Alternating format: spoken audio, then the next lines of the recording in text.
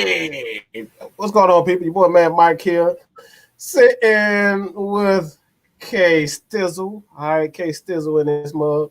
I think that's Kstylzz. Who are you? Who are you? Who? Me? Who? You talking about me? Or you talking about him? Who? Me? Yeah, you. Me. Yeah, this boy Kstylzz, aka the 6 man, aka the fat man. Okay. From AFN. What's going on, Mike? Hey man, it's Friday Night Madness, so y'all come with the bullshit, you get rolled over. I tell you that. That's the day. You got the right day today. All right. But we do have a guest, a special guest. Let everybody know who you be. What's up? This money man. Rise up, Atlanta Falcons Nation. Oh, they gonna get your ass for that slogan. Oh boy, they gonna eat you alive with that. Like, no rise up, no in brotherhood. No, I think they can deal with rise up. They just don't want to. Okay. They can deal with rise up. Oh, we doing the rise? Okay, I got you. I don't do rise up, but like I said, they can deal with rise up. Now, if he would have came in here and talked about the brotherhood, that'd have been like, bro, take your ass over there where dirt cut is and peel some damn potatoes. Bro, it's hot as a mug. I feel like I'm PMSing up in this motherfucker. Oh, excuse me. Startups, Kstylzz. Oh man, what? Hey man, like you said, we got Money Man in here. I need to come up with I have a new nickname for him by the end of the show. Let's go ahead. No, he's still the Money Man, but you know when you dealing with us, we gotta come up with some goofy nickname for you on the show too. That's how we get all our nicknames. But let's go ahead, and usually what we do here is we got the roll call, which is we're gonna shout the people out. That's how we do every AFN show. And I'm sitting in here on my laptop. I got my mouse here. Like I said, Sean Wiley, what's going on? Joseph Thornton, Brian Peoples, Isaac Crimes, Xavier Littman, Mr. Motivator, Jonathan Bell, Brian Peoples, ATM 534. Call on Tyrone in the building. Oh, Tyrone. Michael Walker. We got Michael Walker in the building. We got Stewie Rock, Millie Mills, Big Mike 478, Tommy Reefer, Feisty Falcon fan. We got V, Living a Dream, EJ, Skizzle Gaming, Facebook user. So, how you weird ass name? Why y'all can't be normal, bro? Bro, do you think 6 man Kstylzz is normal with 2 Z's? I can't talk. Oh man. But like I said, what's going on, everybody? How y'all doing on this Friday Night Madness? If y'all want to go ahead, put where you're representing from today, and put some red and black in there with it as well, and show us some love up in here. Go ahead, Mike. What you got, folks? I want to talk about something that I picked up with Dean Pease, and obviously you guys probably know exactly what I mean by looking at the title of it. Man, I'm hot as hell. What the hell is going on, bro? It's almost 94 degrees outside right now. It is hot. What do you expect? And everything. I'm still sweating, bro. Like, whew. All right, but I saw something interesting with what he said, and I totally agree with what the direction of the team. And one thing that stood out to me personally was the secondary. He just said he's teaching the secondary. Do you understand that? He's teaching the secondary how to be secondary. He's teaching the corners how to be safeties, the safeties how to be corners, the linebackers how to be safeties and corners, the corners how to be linebackers, the linebackers how to be defensive ends how to be defensive tackles. The dude is just a mad freaking scientist, bro. All right, I'm gonna give him my name. All right, forget it. I don't even want the name no more. He can have it. He the mad scientist right now. That's what stuck out to me. That's what stood out to me mostly, is that this dude is literally teaching every position.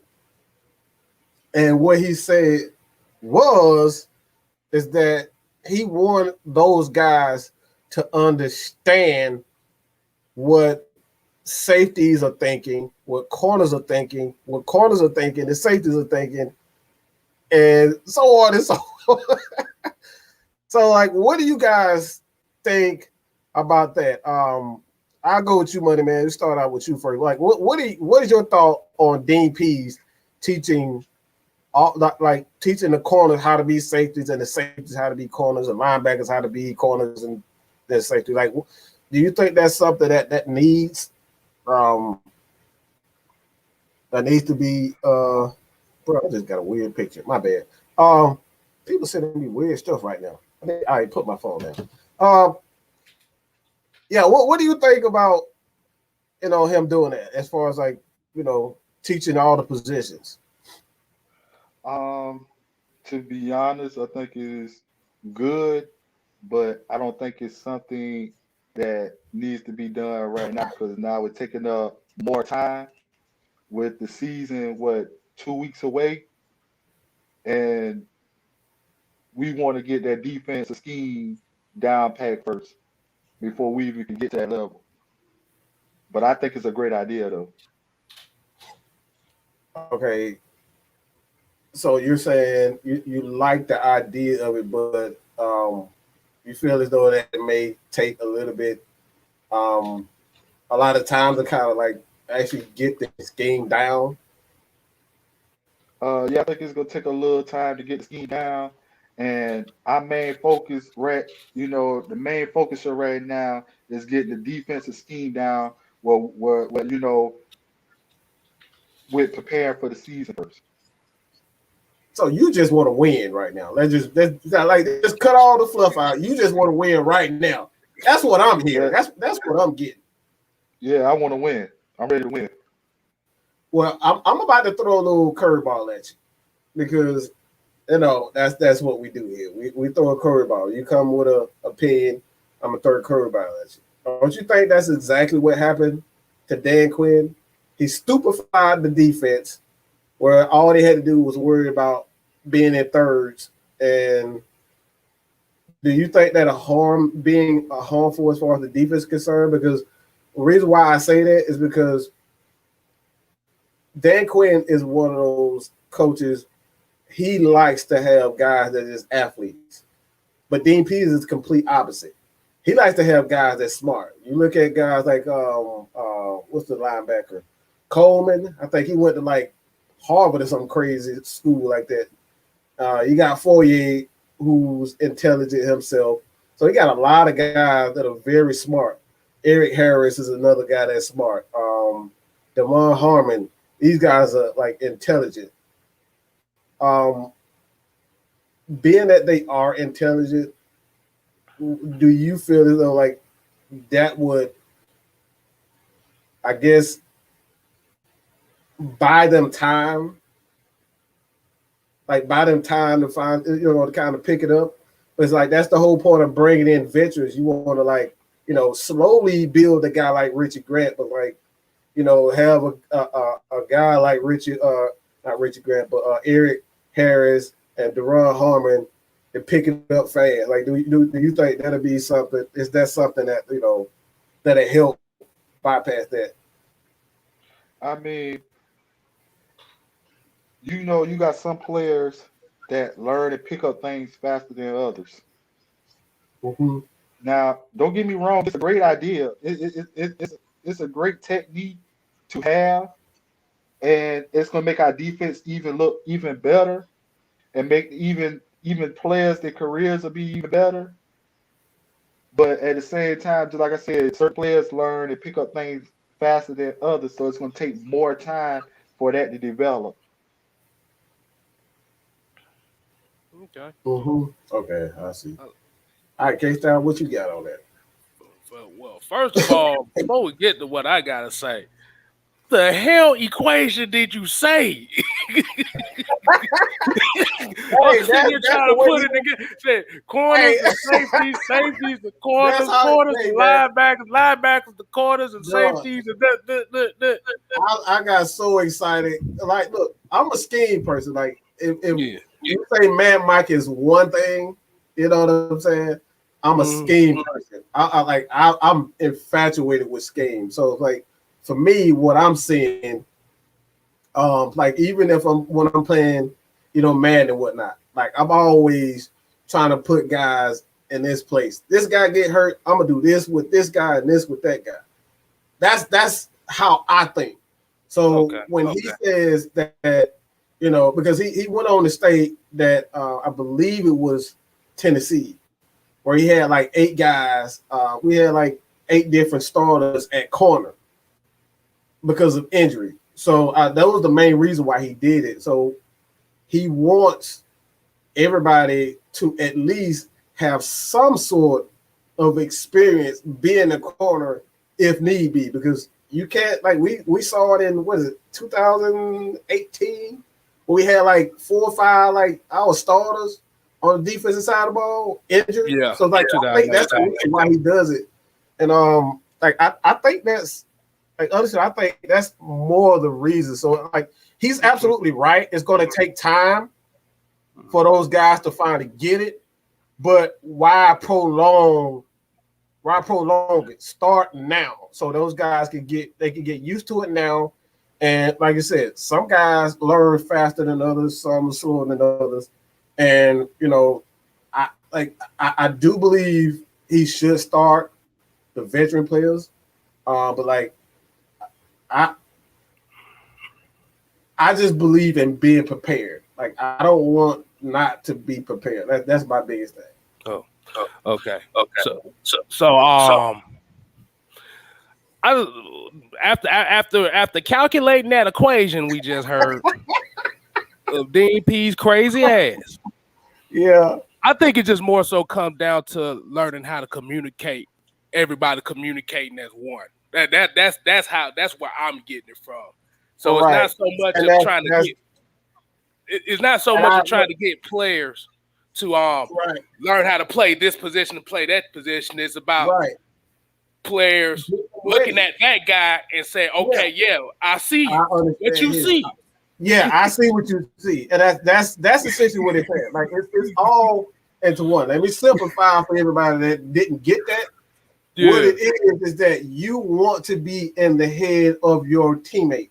See what he sees. I want to be able because if he doesn't see it, I can see it and I can recognize it a lot faster than what he recognized. You know what I'm saying? So like if you got a guy like Calvin Ridley, all right, and Calvin Ridley is good at the go routes, so he'll sail toward the sideline. But if the corner doesn't see that he's sailing toward the sideline, he might get beat inside.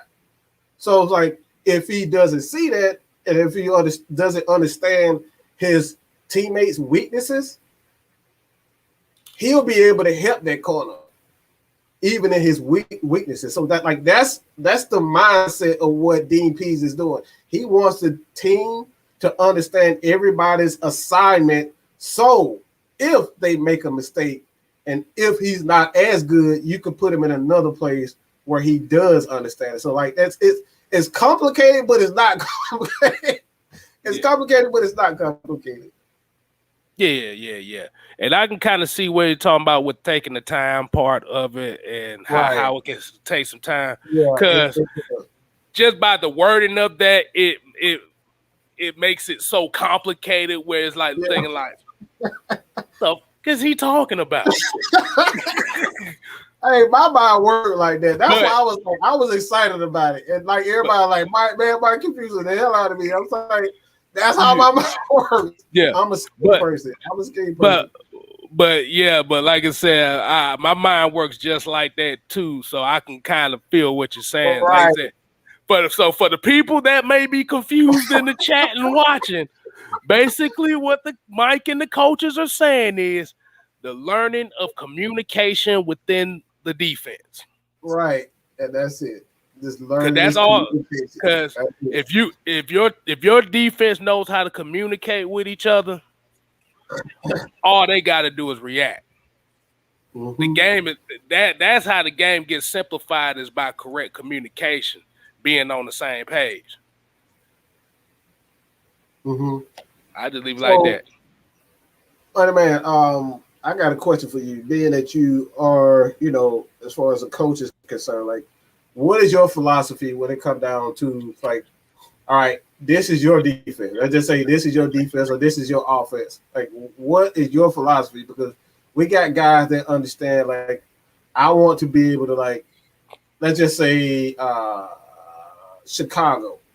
If you have Chicago, you got veteran quarterbacks. You got Dalton. You have Fields. And you have a veteran defense that is, like, they top notch. Like, what would you do in that answer? Because, like, me personally, I think you sit Fields until, like, you have absolutely no choice. Like, that's my point. Like, well, how would you go about dealing with that Chicago Bears offense? I mean, to me, like I said, right now with the preseason, he's learning, and at the end of the day, I'll keep him in, because one way or another he got to learn, and when you get tired of messing up, you're going to end up doing right. So this is his way to learn. Some people don't get things on the first and second try. You got to let him keep on. At the end of the day, they're going to move the ball with him. But at the end of the day, every quarterback makes mistakes, and just like I said, he's going to learn from it. You had plenty of quarterbacks their rookie year that broke records. You just got to give him a chance, because he want to win just as much as the other coaches. The coaches and the team wants to win. So I believe you just give him a chance or whatever, because he got to learn one way or another. The hard way or the easy way. What if he has an offensive coordinator? What if he has an offensive coordinator like Dirk Cutter? You still throw him out there to the Wolves? But look, I'm gonna throw. Look, I respect the hell out of it. But well, you gotta. I truly do believe. I truly believe. I'm with you 100% with quarterbacks, like starting quarterbacks. Like, he gotta learn at some point. But there are instances where quarterbacks aren't Matt Ryan coming out. And what I mean by Matt Ryan and even Drew Brees, Peyton Manning, these guys aren't very accurate coming out. So if you're inaccurate in college, like, do you still take that chance? Because, like, in the NFL, your confidence could go just like that.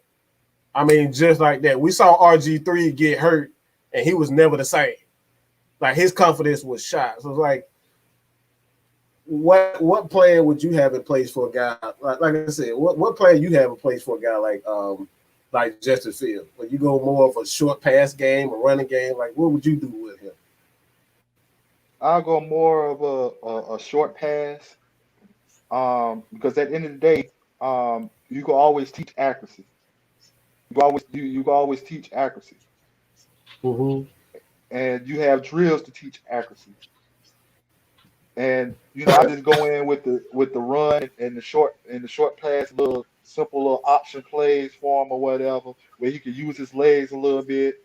And because with the short passing, that's going to develop his accuracy, and plus with him learning how to throw in tight windows and things like that. Get that ball out of his hand quick. Yeah. Shit, Hey, you bet. Hey, I agree. I agree on that one. Because like I said, the thing about those young quarterbacks, you have to build their confidence, and that's how you build confidence. But, but I won't. But like, if I have a serviceable veteran, I wouldn't place Justin Fields right away. Only reason why I say that because it's equivalent to the sixth man in basketball. It's equivalent to that. Oh, you might have Kobe Bryant that thing, right? He might have Kobe Bryant it. Kobe Bryant that thing. It's like the sixth man in basketball. The reason why you got a lot of teams that got six mans that can average, and for a lot of people that don't know basketball, that don't know what six man means, it's the first guy off the bench, which is why I call myself the sixth man. But the sixth man usually is a guy that can average 20 to 25 points a game. But the thing about it is when you're on the bench, you get to see the tempo. You get to see what's going on from an outside looking in. So you're still taking notes. You're still looking. You go, okay, you're like, okay, they reacting that fast. Boom, boom, boom, boom, boom. See, Justin Fields get a chance to see that without the pressure of getting thrown into the wolves straight up. See, now, once Andy Dalton fucks up, they bring Justin Fields in about week 5 or 6. Justin Fields already got a feel of the game because he's looking. Yeah. Now, it's a little different once you in the game, but mentally you already done picked up on that stuff. And then plus you're around coaches a lot more when you're on the bench. So that's why I said I agree with more of Justin Fields not starting, but just making it Andy Dalton's job to lose. Right. Yeah. So like I said before, like even with Matt Ryan, like I do believe in starting a rookie, but if your offensive coordinator is just not one of those coordinators where he's not very solid, like you can ruin a guy's career, as we saw with. We got a quarterback right now. They literally ruined this dude. Miami ruined Josh Rosen. Let's be real. It wasn't the Cardinals. Miami ruined him. They didn't have anything around him. They wasn't prepared to trade for him. None of that. Like they ruined that dude. And him not having the options.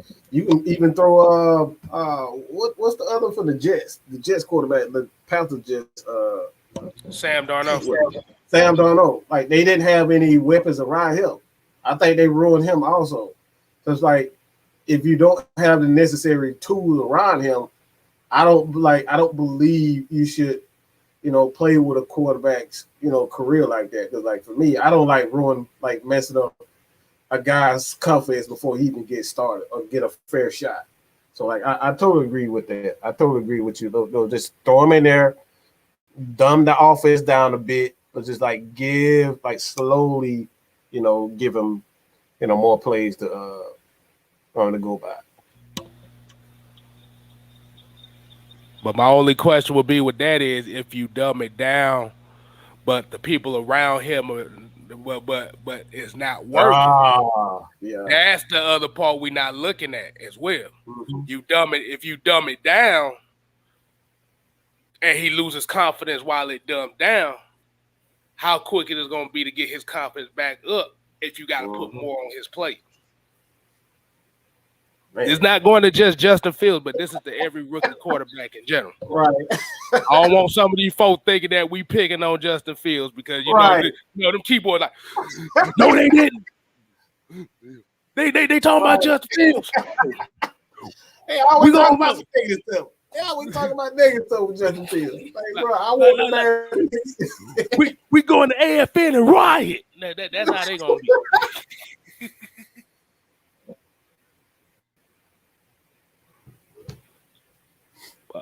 Let me see. Marquise Riley said they're going to throw Fields in there probably sooner than later. Fields will try to play Superman due to media pressure. But that's the thing that this is why we always say let the young guys develop. Don't put the gold jacket on him, and that is the problem.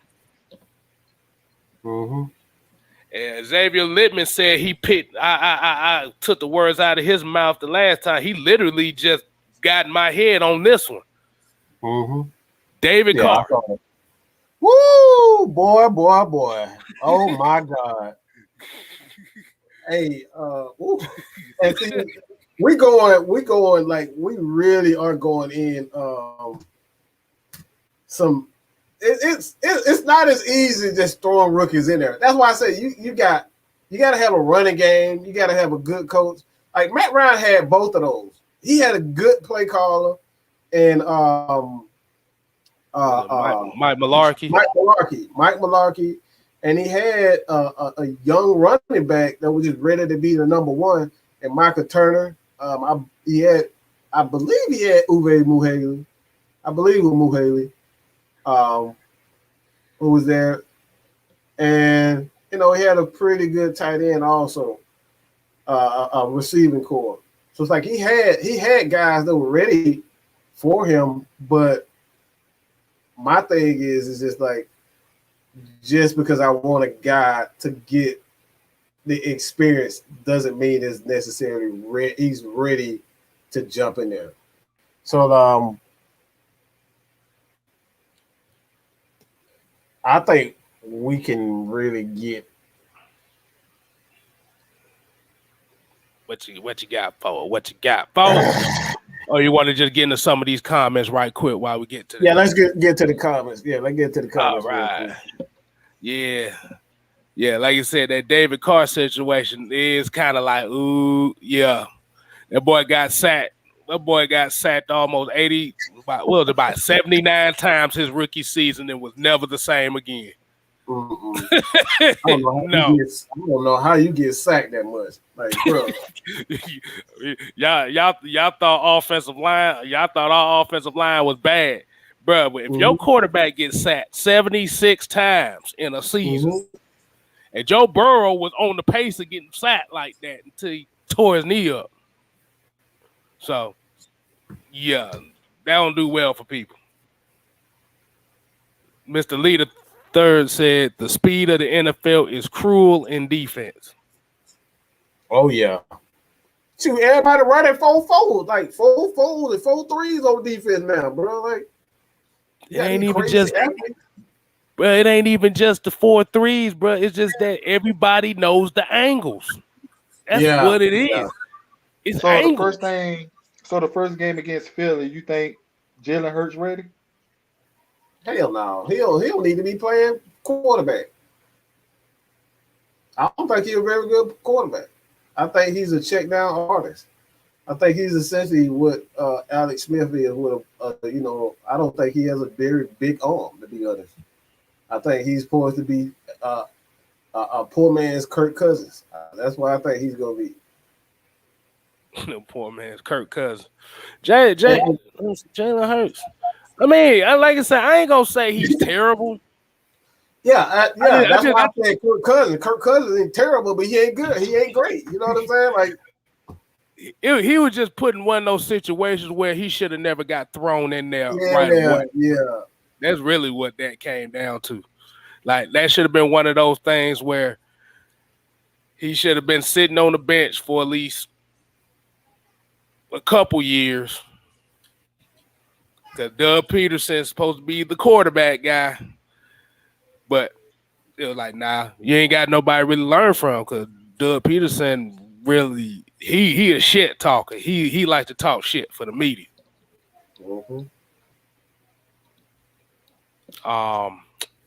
So let's see what else we got here. So you do I'm about to say, Money Man. I got something for you, man. So like you said with the Jalen Hurts question. So do you feel like the Falcons need to fear Philadelphia by week 1? That DMP's defense gonna punish it. I'm telling you. They're gonna punish it. Somebody said DMP's defense, they play he playing chess, not checkers. Nah, Right. damn, that boy, no, the way Mike described what the hell, no, Dean P's playing Go. That's what he playing. Yeah, If y'all ever played the game of the game of Go, chess ain't got shit on that. I'm telling you now. DPs don't play around. And like I said, just me explaining what he's doing on defense is difficult enough. You know what I'm saying? That man got players coming everywhere. He said this year, I want offenses to fear. You don't know who coming at you. Blitz. You don't know who gonna come, bro. The way that defense was looking in the preseason, he had safeties, corners, linebackers, everybody coming at the same time. You just don't know who to throw to. Only thing you know is just to run for your life. It was that corner. It was the corner blitz. I forget who. It might have been Williamson that came on that corner blitz that got that sacked. Oh yeah, that was Williamson. That Williamson. He came and got the sack and hit and hurt him. Like he just like those are the things that man do. So it's like, look, I don't know. Jalen Hurts, like he looked good in college. He looked okay in college. I wouldn't even say he looked great in college.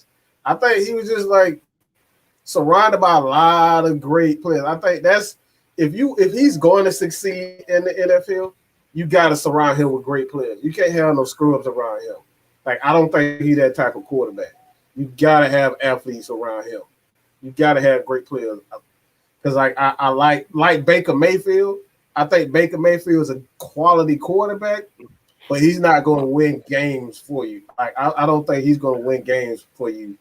So you got to put some athletes and some great players around him because like that man was poised to be a failure before they got that running game. I think Kareem Hunt. Did they sign Kareem Hunt? With Chubb? Kareem Hunt, Nick Chubb, Kareem Hunt. Yeah, like that duo. Like before that, like before they signed Kareem Hunt, like he was plummeting, bro. Man, but so he got there. Baker Mayfield's still a scrub. I don't care what nobody say. But like you said, once you have competent players around you, a system that can help you achieve what you need to. Now Baker Mayfield doesn't have to put the game on himself. Mm-hmm. It could be okay. I just got to build off this running game. Mm-hmm. And that's what we're looking for Arthur Smith to do. That's what this Arthur Smith offense. That's what everybody's happy for. We build it on the running game. We build it on the play action game. Mm-hmm. But let Matt Ryan naturally check down, no huddle, whatever, short passing game. Essentially West Coast offense. And I believe with the wideouts, I believe it's gonna be somebody open every play. Like who gonna keep up? Who gonna keep up with Calvin Ridley? Right. Yeah. Calvin really hit you with something real quick. You'll be running that way. He going the other way. Right. Exactly. Like I said, I don't know another wide receiver that's really good at that outside comeback route. Yeah, that dude nasty with that comeback route, bro. Yeah, he can turn it to an end quick. Like it's crazy how he can turn that same route into an in or out, and you don't know what he's going to do. You have no idea what he's going to do with it. Yeah, just the only problem is something. I know last season he got caught moonwalking a few times, trying to do too much. Yeah, that's the only thing. That's the only thing that he got that he has to get rid of is the moonwalking, the trying to take it to the house on a slant and bringing defenders back into play type of thing. Mm-hmm. That's the only thing he needs to work out. But Mr. Lee said, got beautiful quarterback drills to help Matt Ryan. Yeah. This ain't nothing new. Why, look, I'm sorry. Like, why people think this new? He running the same offense Kyle Shanahan was running. It's the same offense. Matt Ryan literally said the verbiage is the exact same thing. Matt LaFleur was his mentor. Matt LaFleur is Arthur Smith's mentor. Kyle Shanahan is Matt LaFleur's big boss. And I can keep going on and keep going on. But this is Kyle Shanahan's offense. It's the same offense. The Falcons are going to be okay. Like these are the things that we keep saying over and over again. Everybody's like the offense is not going to succeed. It's the same offense. It's literally the same offense. All right. Right. And I want Money Man to hit this comment up, see what he think on this comment from Hydro here. Hydro say Jalen Hawkins and Richie Grant are going to be our eyes in the sky, and I can't wait for them to get even better in the future. So, Money Man, how you feel? How do you feel about Richie Grant? Do you believe that he can be that that next Pro Bowl safety for consecutive years for the Falcons? Yeah. I see, just like I said, I see them in the training camp, and you know, he developed fast and he learned it fast. So, you know, I believe he will. He's fast. Yeah, I was about to say, like, what do you see in what do you see in Richie Grant? Like what stands out to you as far as like Richie Grant that you're saying? Like, for me, I think when I look at Richie Grant, I see a guy that's like Troy Polamalu. He can go like you can put him at corner, you can put him at both safeties, and you just send him on blitzes and like do all types of things. Like, what do you see most with Richie Grant or anybody? You know, Jalen Hawkins, you know, one of those guys. Like, what do you see? Like I said, you know, talking about you want me to like compare him to a player. However you want to do it, man. Just any you can compare to a player. Just like, what do you like? Because like I said, what I like most when I look at Jalen Hawkins, I like Jalen Hawkins' physicality, and he's decisive. Like, he may not be good in coverage, but when he sees a target, he goes after a target and he can hit you. And then like, one thing about it is, the thing I like about him is his energy. He always hyped and ready to go. Mm-hmm. He always hyped and ready to go. Even in training camp, he always hyped and ready to go. And with that kind of energy, that motivates other players on defense to do the same thing. Mm-hmm. I like that. Spoon! You know how Spoon, bro? Come on. Spoon was just like that. Exactly. Spoon would do the exact same thing. I definitely agree with you there. Like, that energy is contained. Yeah. If he get a pass breakup, even though he didn't get the interception, but as long as he got that pass breakup, he happy and satisfied with that. Let's go. Let's go. Let's go. Yeah. Let's go. And that's willing to do the small, intricate details of football. Yep. You don't always have to get the interception. If it's there, you can, but you don't have to force yourself to get it. Pass breakup just as fine. But I was gonna say, if I did a comparison with Richie Grant, he kind of gives me. I wouldn't even gonna say a Troy Polamalu, because ain't nobody Troy Polamalu. Troy Polamalu had no position, bro. I don't think they had a play ran for him. They even had a plan for the 10 guys and told Troy. I don't think he has a position. Like you look at his body structure. He looked like a corner, but he hit like a safety. He's too quick to be a strong safety, and he's like I guess if you want to say free safety might be that position, but like he's one of those guys that's positionless, just with his skill set, his overall skill set, because he can play corner. Like he did everything. So it's like, that's why I say Polamalu. Ain't nobody Polamalu. Like, if you're gonna be real, And now, if I look, if I see Richie Grant jump over the line of scrimmage as soon as the quarterback hiked the ball, I'm like, yeah, that's or what's that guy, that Adams guy that played for Seattle? Jamal Adams. But nah, hey, he'll be better than Jamal Adams. Jamal Adams done nothing but blitz. That's the only way they can get him to make a damn play. They got to blitz him off the edge. He's essentially a linebacker. That's really what he is. But he be everywhere. He be deep. He be backfield everywhere. Mm-hmm. Yeah. And I'll be looking like, dang, this don't ever get tired. Mm-hmm. But like I said, Troy Polamalu, like I said, if you get hit with the Troy Polamalu comparisons, yeah, you have no position at all, because Troy don't nobody know what he was. His teammates didn't even know what he was. He just said it. He just said God guided him out there to make a corner, a safety, a linebacker, a defensive end, all at the same time. This bug was an offensive lineman on the defense. That's how he got back there so quick.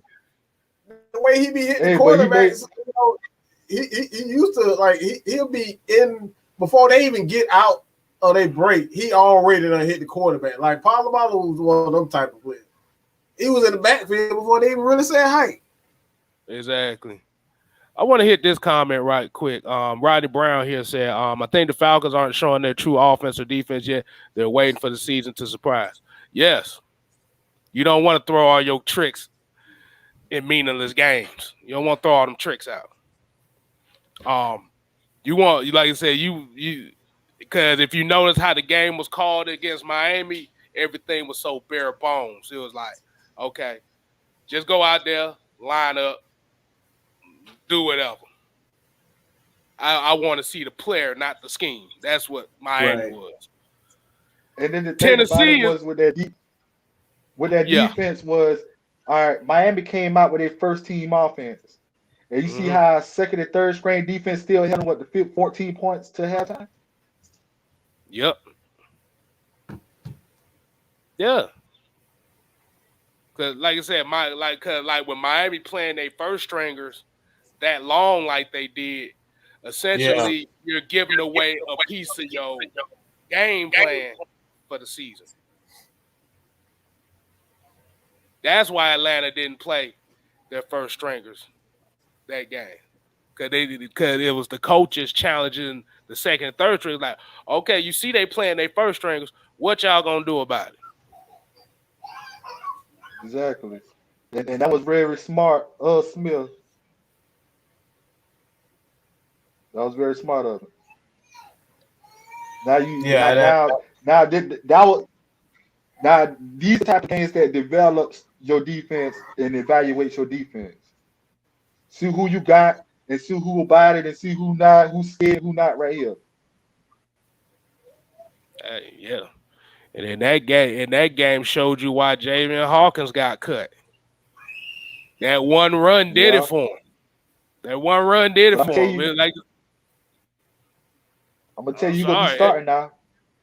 That guy Michael Walker. We don't know. We don't know. You said starting. He gonna be starting or he gonna be coming off the bench? I mean, I don't like the NFL linebackers, like especially with the Falcons, DNP, like DNPs like to use these guys in different ways and different games. Like he's one of those defense coordinators. He never goes in games or like playing the same team with the same game plan from game to game. Like he will make an adjustment just because he played cover two mostly this game. Excuse me. He will go completely away from that cover two the next game. So like he is notorious for making an adjustment. So it's like that's why you see Arthur Smith, he doesn't want to give anything away. He wants to have the advantage. It's like a lot of people have already, they're already Like they want to see Matt Ryan, they want to see Mike Davis, they want to see, Calvin Ridley and all these guys. But for me, I'm not worried about it because I trust Matt Ryan as the quarterback. If he's has Calvin Ridley, Hayden Hurst, just those two, he already got chemistry with those guys. So he can kind of play pitching, play catch with those guys until everybody else get up to speed. So it's like that's why I'm not worried about the offense. We got 2-3 guys like Russell Gage, just those guys right there. That's enough weapons on the offense to ride those guys until everybody else get it, until Kyle Pitts get it. So we good with that. That's a name I ain't seen in a very long time right there. What's going on? Oh, doing good. Hey, double thumbs up. Whew. Oh, bless you. Bless you. Excuse me. But yeah, like I said, this is why we say about Dean Pease. I think the correlation between the starter and the backup really is not going to matter. Right. Everybody gonna play regardless. Right. Shit, the way that this might seem like is one of them backup linebackers might end up leading this team in sacks. That's how much that nobody really has a really hold on who's gonna be the. Hold on, I'm trying to put it the right way. I just think everybody happy with where they at right now. Thank you. I'm glad you said that because, but I had like 17 thoughts in my head going on at the same time. I'm like, I'm trying to get that. Nah. Now, why you the money man? You had to close it out for me. Hey, that's the nickname right there, the closer. All right, the closer. Closer, boy. Hey, look, exactly. I totally agree. I think that's why everybody buying into the system because they know they go get an opportunity, and that's why I say I'm not worried about whether or not these guys go play because what we know under Dan Quinn is just even if you draft it, there's no guarantee you gonna get to play anyway. Know what I'm saying? And now, you gonna get an opportunity with. You're going to get an opportunity with Dean Pease and Arthur Smith. You getting it. Because they don't have any one guy outside of Matt Ryan, Calvin Ridley. They're when you talk about their money is concerned, you going to see them. That's it. Just like I said, he gave everybody an opportunity and it was fair. It was fair. Mm-hmm. All about opportunity. Twisted Torch TV in the building. Hey, J-Rock in here as well. Like I said, y'all showed them some love. Definitely. Let me see. Prime OG 1911 said, just want to let you go. You guys are great. Love your analysts, inside scoop. All's going on with the Falcons. Falcon fan from Washington State for life. Oh, okay. Appreciate Washington that. State. Washington State. That's the Pacific Northwest on y'all. Yes, sir. Absolutely.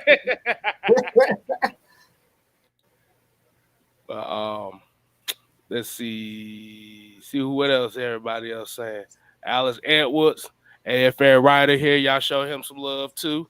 He said players I've been impressed with. Taquan Graham, Felipe Franks, number 90.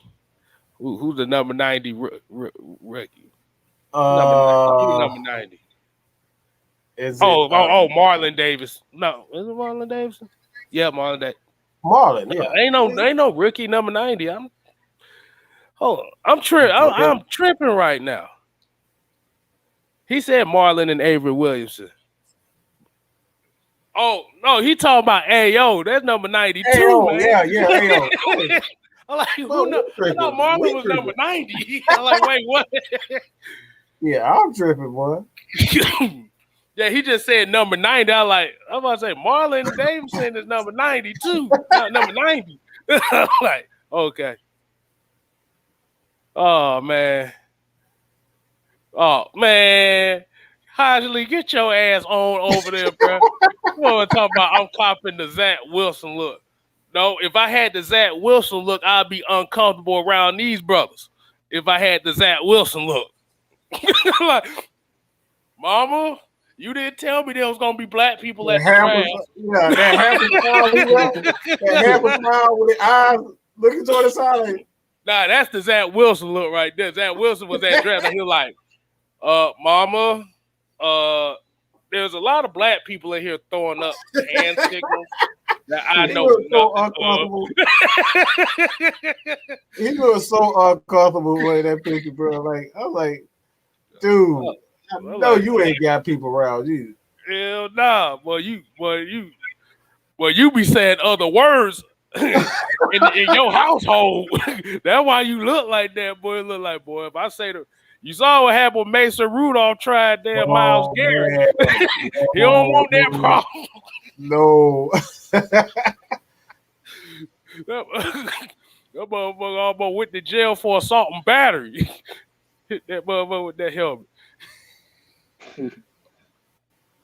This. Honestly, gotta get you this one, money. I gotta get you your thoughts on this one, man. Wallace said he thinks that Sheffield might be a surprise cut next week. What do y'all think, bro? We start with money.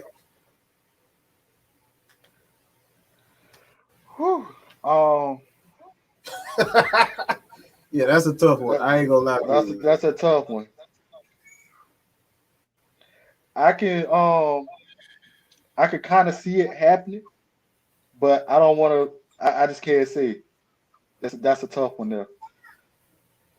Because it surprised me with what Hawkins they cut last week. Mm-hmm. You know, that shocked me. That was the speedster that you needed on the offense that has sparked the offense too as well. And it shocked me when he got cut. So, you know, with him, well, he been with us about 2-3 years? Yeah, about 2 years, I believe. Ooh, Sheffield, yeah, I think this is going on the third year. Yeah. I wouldn't be surprised if that will happen.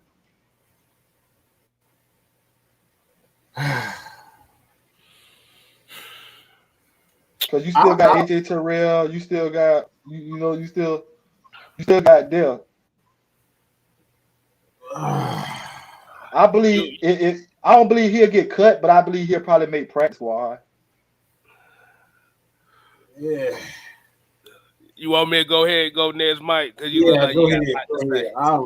Okay, yeah. Kendall Sheffield. And like I said, I'm one of those guys that believe that he can be good.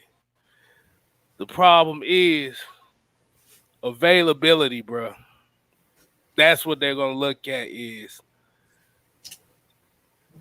that's one of the best ability. That's one of the best attributes you can have in the game, especially when it comes to a new regime, is availability. And if you're already showing a injury history these first 2 years in the league, these coaches are gonna look like, do I look like I can trust him? But it's not just about that neither. It's Avery Williams, it's Chris Williamson, it's these guys that's coming in that when they're getting the chance, even though, like I say, it's preseason, but they're showing that they're getting better. See, Sheffield's not on the field long enough to show if he can get better. Like I said, he got flashes, but you seen more duds. I ain't even gonna say you seen more duds. You seen him on the sideline with crutches more than duds in the flashes. So it's like, am I gonna take a chance on the guy that's not there? Ain't he injured now? Yes. Yeah. That's why it's all sombersome and stuff. Bro, man. Damn, Kendall Sheffield looking off, and you got Jeff Okudah out here in Detroit. They looking like they about to get rid of this motherfucker because they like shit. He ain't as good as we thought he would. I'm like, let's say Ohio State corners ain't really had a good last couple years. But yeah, Kendall Sheffield's injuries is what holding them back. And I don't think they're gonna take a chance. As long as you want to say it. You said what? Well, you were talking about what school he went to. As long as you ain't saying nothing about them Tigers. As long as you ain't saying nothing about them Tigers. What Tigers are we talking about here? You the LSU Tigers? Oh Lord, have mercy. God! Now I got a bone to pick with you. Hey, where the great man, forget y'all. Where the great Grady Jarrett come from? Man, what, man, whatever, man. Mike, y'all got to see him week 1. We got to see them week 9. Where did Jarrett and AJ Terrell, all of them come from? Don't do that. Oh, no. We played Georgia week 1. Week 1. And y'all got Tech week 6, I think. Yeah. Go. Get out. Go. You know, that's where AJ Terrell and Grady Jarrett, the former Beasley. Shoot. See, I can't say nothing here. Y'all put out more pros last year than we did the last 7 years, so I can't say nothing. Shit. So far, the best pro we done put out in the last 4 years. Damn. It's been a while. It's been a while. Shit. It's been a while. The only known one right now is Presley Harvin III. And Pittsburgh love that punter. Oh man. Well, don't worry, Clemson. We gonna see y'all. We gonna shock y'all too. We gonna shock everybody. I'll say this about Sheffield. And who you is again now? Oh, I'm Georgia. Hey, look, I'm Georgia Tech. And the way I was gonna say we gonna shock y'all, we not gonna lose by 50 this time. We ain't losing by 50 this time. Y'all might beat us by 10. That's a victory for us.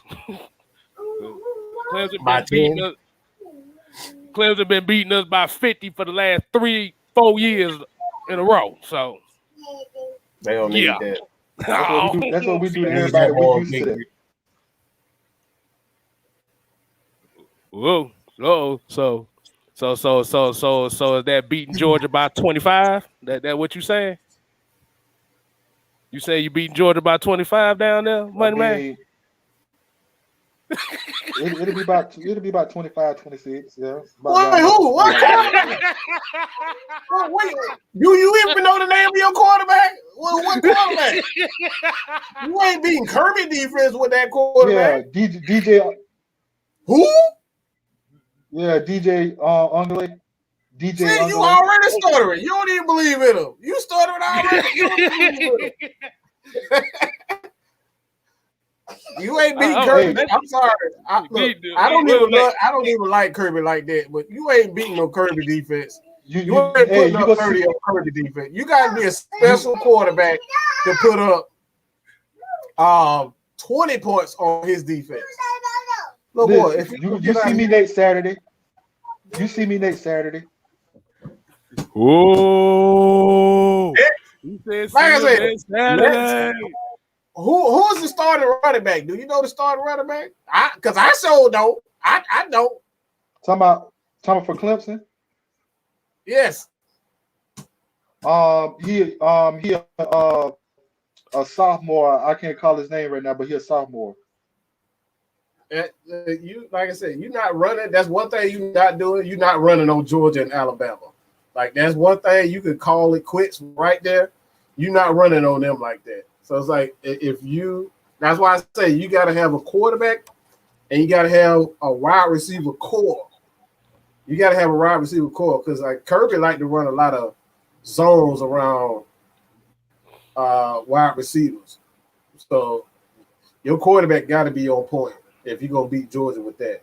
It's like that's the only reason why. Smith said, Wallace Smith said Clemson gonna get dealt with next Saturday. Oh no! Oh boy! They can get some. They can get players to come to Clemson. I am not going to deny that, but like I said, I just don't know they quarterback. Like, yeah. Oh, you talking about DJ? What's his name? What they call him? DJ Ukulele or something? Hey, Styles. Yo. Hey, Styles. Hey, you an ACC man. What game Clemson ain't never put up 42 points? You can't even name a game. They playing in the ACC. That's the reason why. The only game I remember they didn't put up 42 was against North Carolina. North Carolina been giving them some problems the last couple of years. But that's an in-state thing. I forgot about that. Yeah, that's an in-state thing. But like I say, you ain't gotta tell me shit, cause like I said, Clemson been scoring on average at least 52 points a game against Georgia Tech. So hey, we gonna see this year. Like I said, if we lose by no more than 17 points, we done made strides. But what you trying to say? You heard what Mike said. Mike said the ACC ain't no good. He said it ain't SEC material. I mean, we done punished SEC teams in championships and playoffs, so he can't say that. Ooh. Anything you throw at us. Anything you throw at us. Let me say this. You're talking about the old Clemson players, okay? Y'all ain't been crap before Sunshine, okay? And even Sunshine was not the reason why you even won the championship to begin with. One of the guys that was responsible for getting y'all off to a good start is currently an Atlanta Falcon, okay? So that's one. Two, you play in the ACC against Georgia Tech, Duke,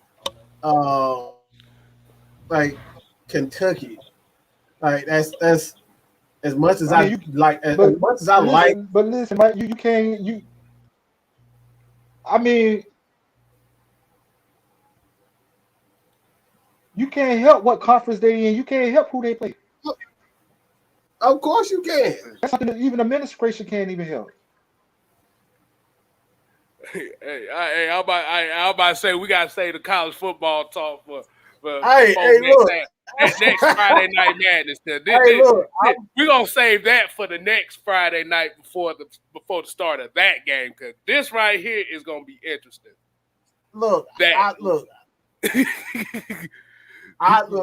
Okay, we'll do that. But I said, I'll just say this and end it with that talk.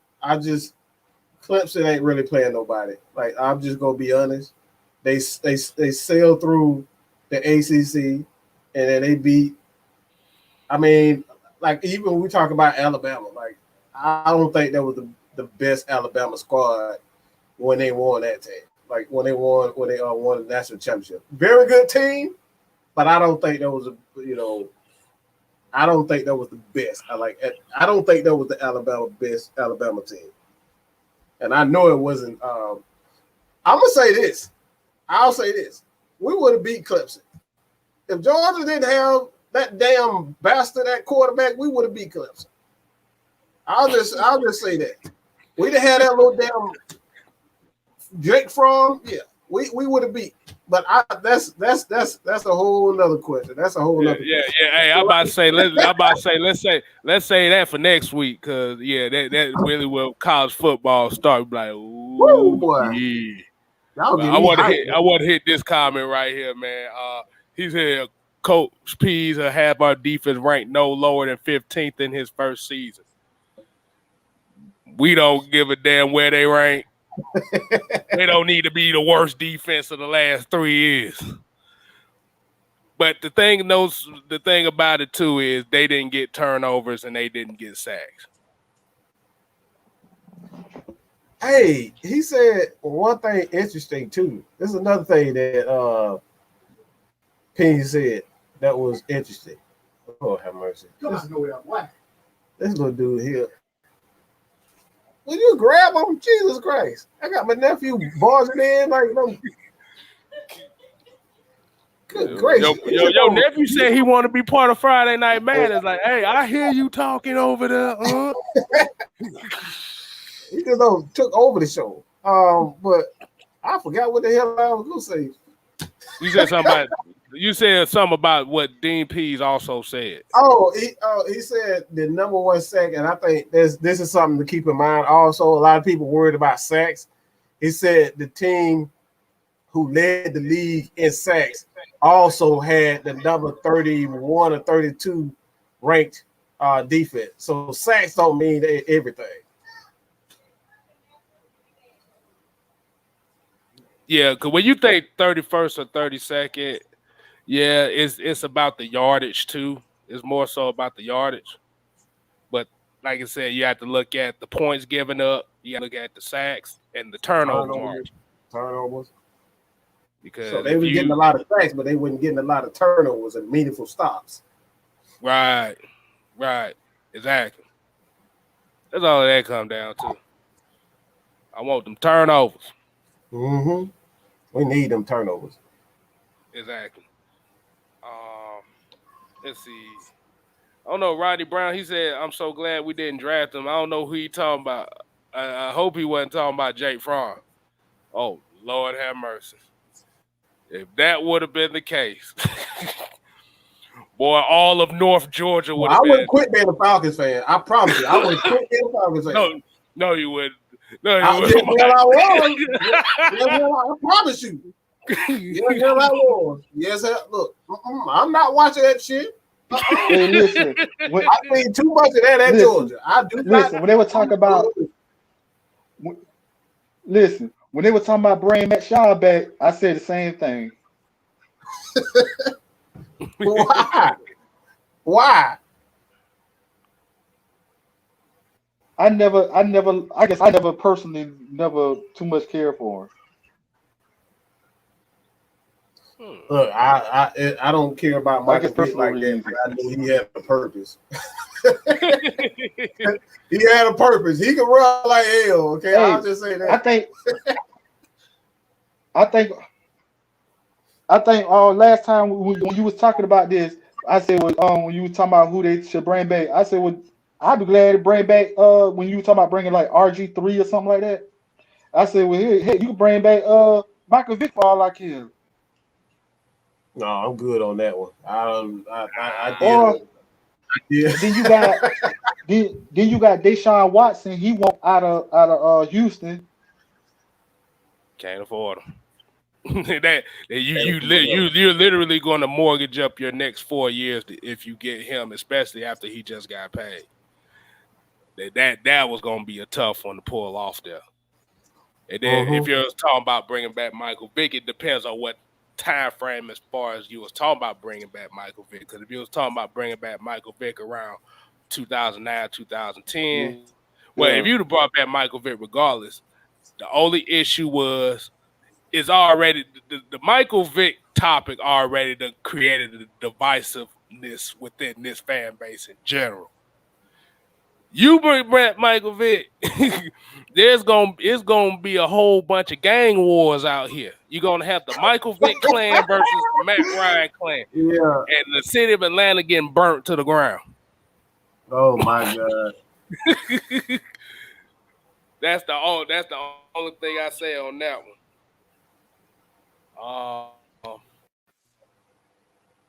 one. Beetle Boy said Rosen is a hidden gem. Mr. Lee III said RG3 couldn't read his playbook. I don't know anything about that. I just know he had 1 year, blew that knee out, and that was it for him. That was it. Hold on, there was a question here. So Rodney Brown came with a question. He said, which receiver are we going to say goodbye to next week? Get both of y'all takes on that one.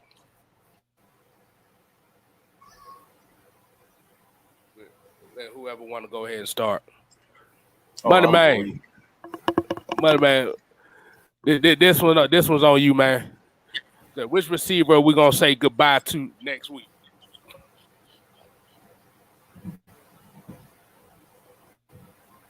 Is he froze? Let it froze. It's all I'm here. good. Oh, I'm here. okay. I think Frank Darby. The fan favorite. Why you say that? Because I was reading something where they were talking about, about him being a potential practice squad or whatever, and because everybody in favorite of Calvin Ridley, Russell Gage, Christian Blake, and Tajay Sharp. Okay. Well, a lot of them Frank Darby fans ain't gonna be too happy to hear that. He's like, wait, what? Frank Darby? No, he's gonna make it. But like I said, practice squad doesn't mean he ain't gonna be on the main roster. It just means that he just on the reserves.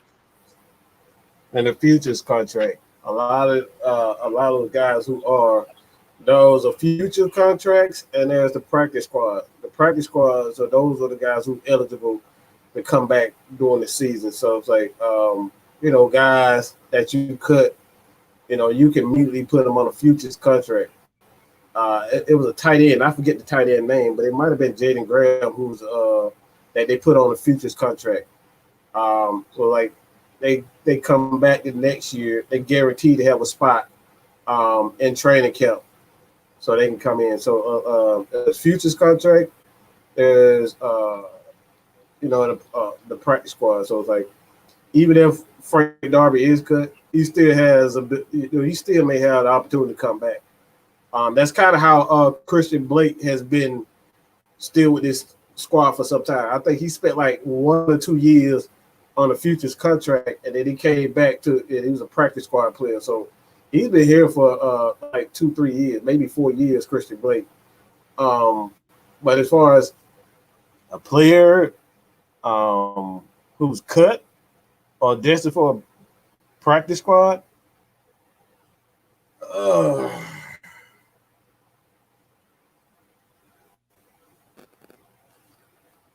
oh man, that's difficult. Shit, that if you want to be real, probably one of these damn tight ends we got. We got about 40 billion damn tight ends. So I say one of these damn tight ends. It got to be one of these tight ends. We got about 40 of them on the roster. So 50 of them tight ends. And one of them, all right, just take your pick. One of them gonna be on the practice squad. That motherfucker said 50 of them tight ends, boy.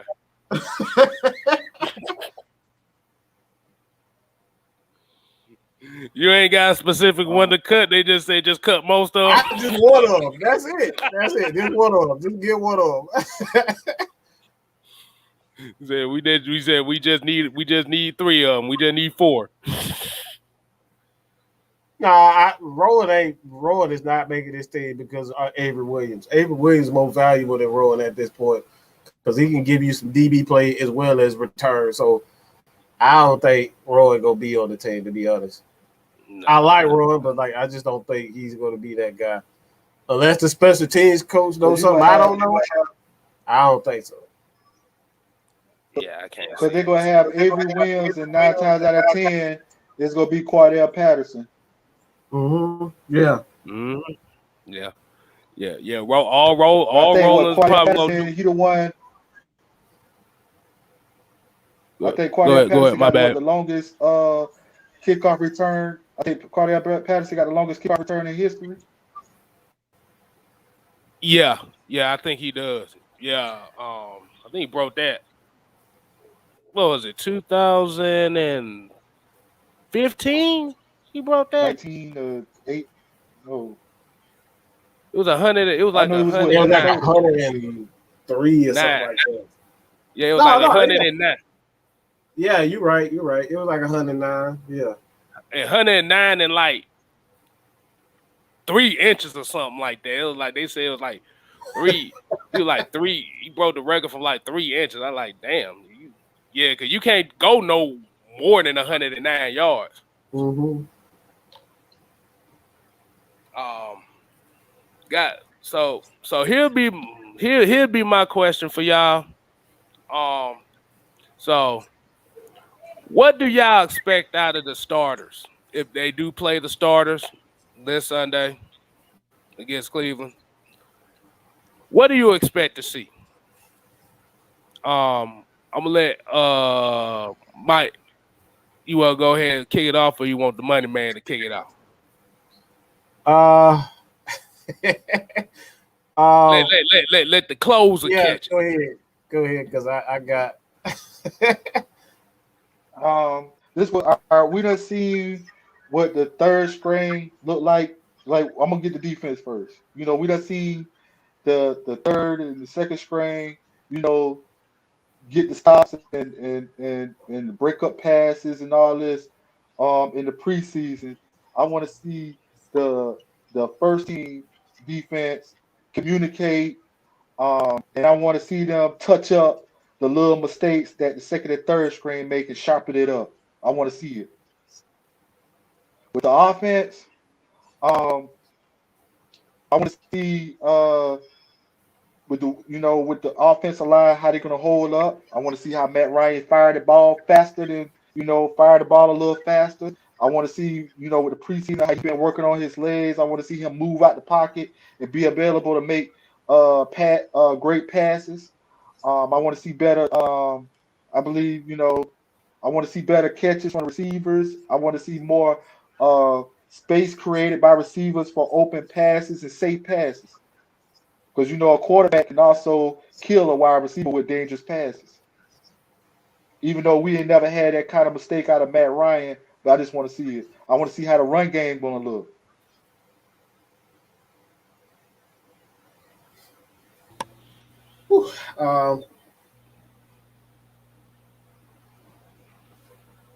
I'll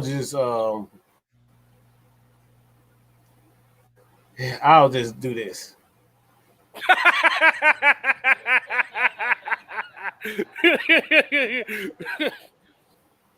Why did I do that? I don't give a damn. I don't care. Just don't get hurt. Just don't get hurt. That's it. Because if I see Calvin Ridley go down, like, I'm gonna lose my ish, bro. Like, I don't need no problems. I honestly don't need no problems. Like, I'm one of those people at this point. Like, you got to get out to a fast start to the season first and foremost. You can't get off to a fast start to the season if Matt Ryan, Calvin Ridley, Kyle Pitts, Mike Davis, anyone of the offensive linemen are hurt. So I know everybody's itching to see the offense. Like, honestly, I think the advantage is with us because we have Matt Ryan. We gotta understand the importance of having a veteran quarterback. Tom Brady just won a Super Bowl, okay? Because he's a veteran quarterback. He don't need to tune up. He is Tom Brady. This is Matt Ryan. You just saw, we literally just saw Aaron Rodgers come from off a bad game, off a bad year, and he ends up having an MVP season with a lot of new players on offense. So, like, those guys don't need no help. Like, look, all you need to know is run fast, get open, so Matt Ryan can get you the ball. If you don't know how to do that as a receiver, you don't need to be in the NFL anyway. So, like I said, I don't care. Like, I don't care about seeing anything in preseason. What I do care about for the first team, I mean, that for the first team, that's what I meant. But, the second stringers, third stringers, like, I don't want to see a lot of mistakes. I want to see the mistakes being cut down. I don't want to see no false starts. I don't want to see no damn penalties. I don't want to see anybody out there reminding me of Robert Alford. Like, I don't want to see none of that shit. All right, I don't want to see none of that. So if we can eliminate mistakes, I'm good. But get out of there healthy. All right. I just don't see what's the point of even playing Matt Ryan if he's gonna play one snap, like one series. That's still a risk. That's just too much for me. And like I said, I heard, guys like Terrence Mathis, they can't understand why these guys are not playing. It's because like today, it's just new rules. Just new rules. It's really that. There's so much money, put into these players.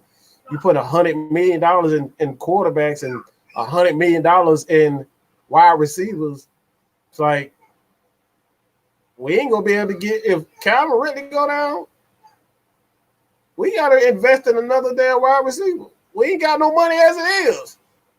You know what I'm saying? We ain't got no money as it is. So like that's why I'm like it's not like back in the day you can find a Jamal Anderson in the 4th or 5th round and teach him how to be a running back like a Terrell Davis. You know what I'm saying? Like you can get those guys in the later rounds and teach them how to be running backs. You know what I'm saying? Like it's too much on risk. It's too much risk involved in today's NFL. Just being that you have so much money invested into these players. That's the biggest thing. Too much money invested into these players to see them go out and get hurt in the preseason game, and then your season is ultimately done by one injury.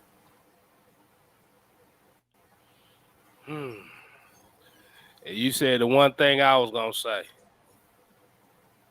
I don't want to see no damn yellow flags out there. I swear to God, we've seen about 35 yellow flags these first 2 games. I think we about tired of looking at them. But yeah, I thought we got rid of them when we got rid of Robert Alford. There were too many flags the last game I saw. Way too many. Way too many. Yeah, now like I said, the starters coming out here.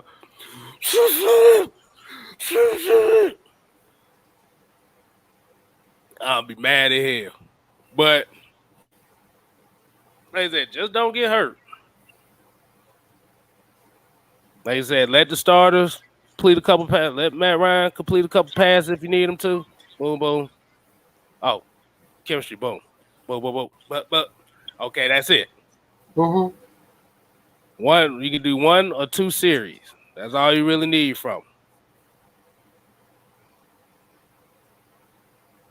That's all I need to say on that one. And that's it. That's really it.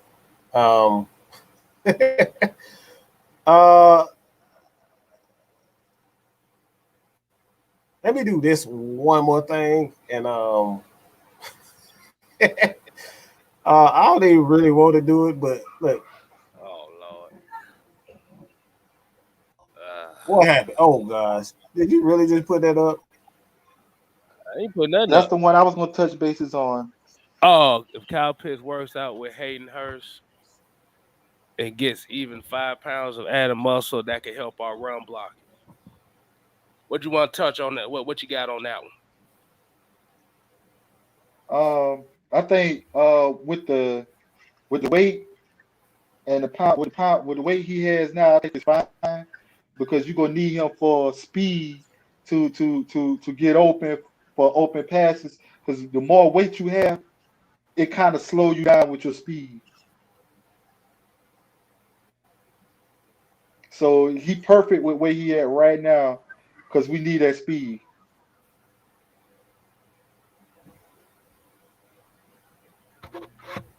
Yeah, I had to throw the thumbs up right there.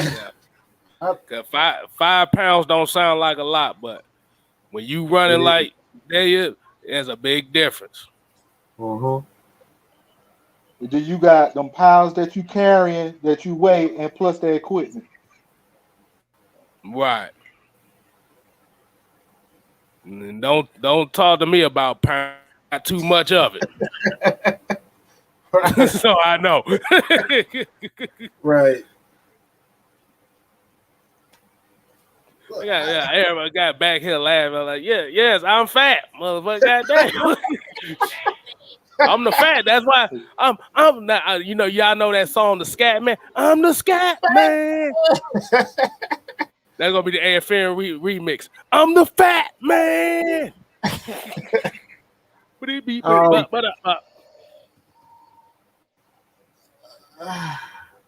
I'll say this.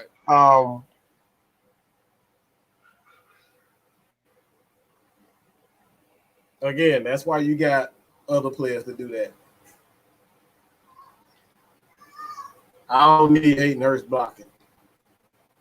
I don't want him blocking. That's not why you drafted him. That's not why you traded for him.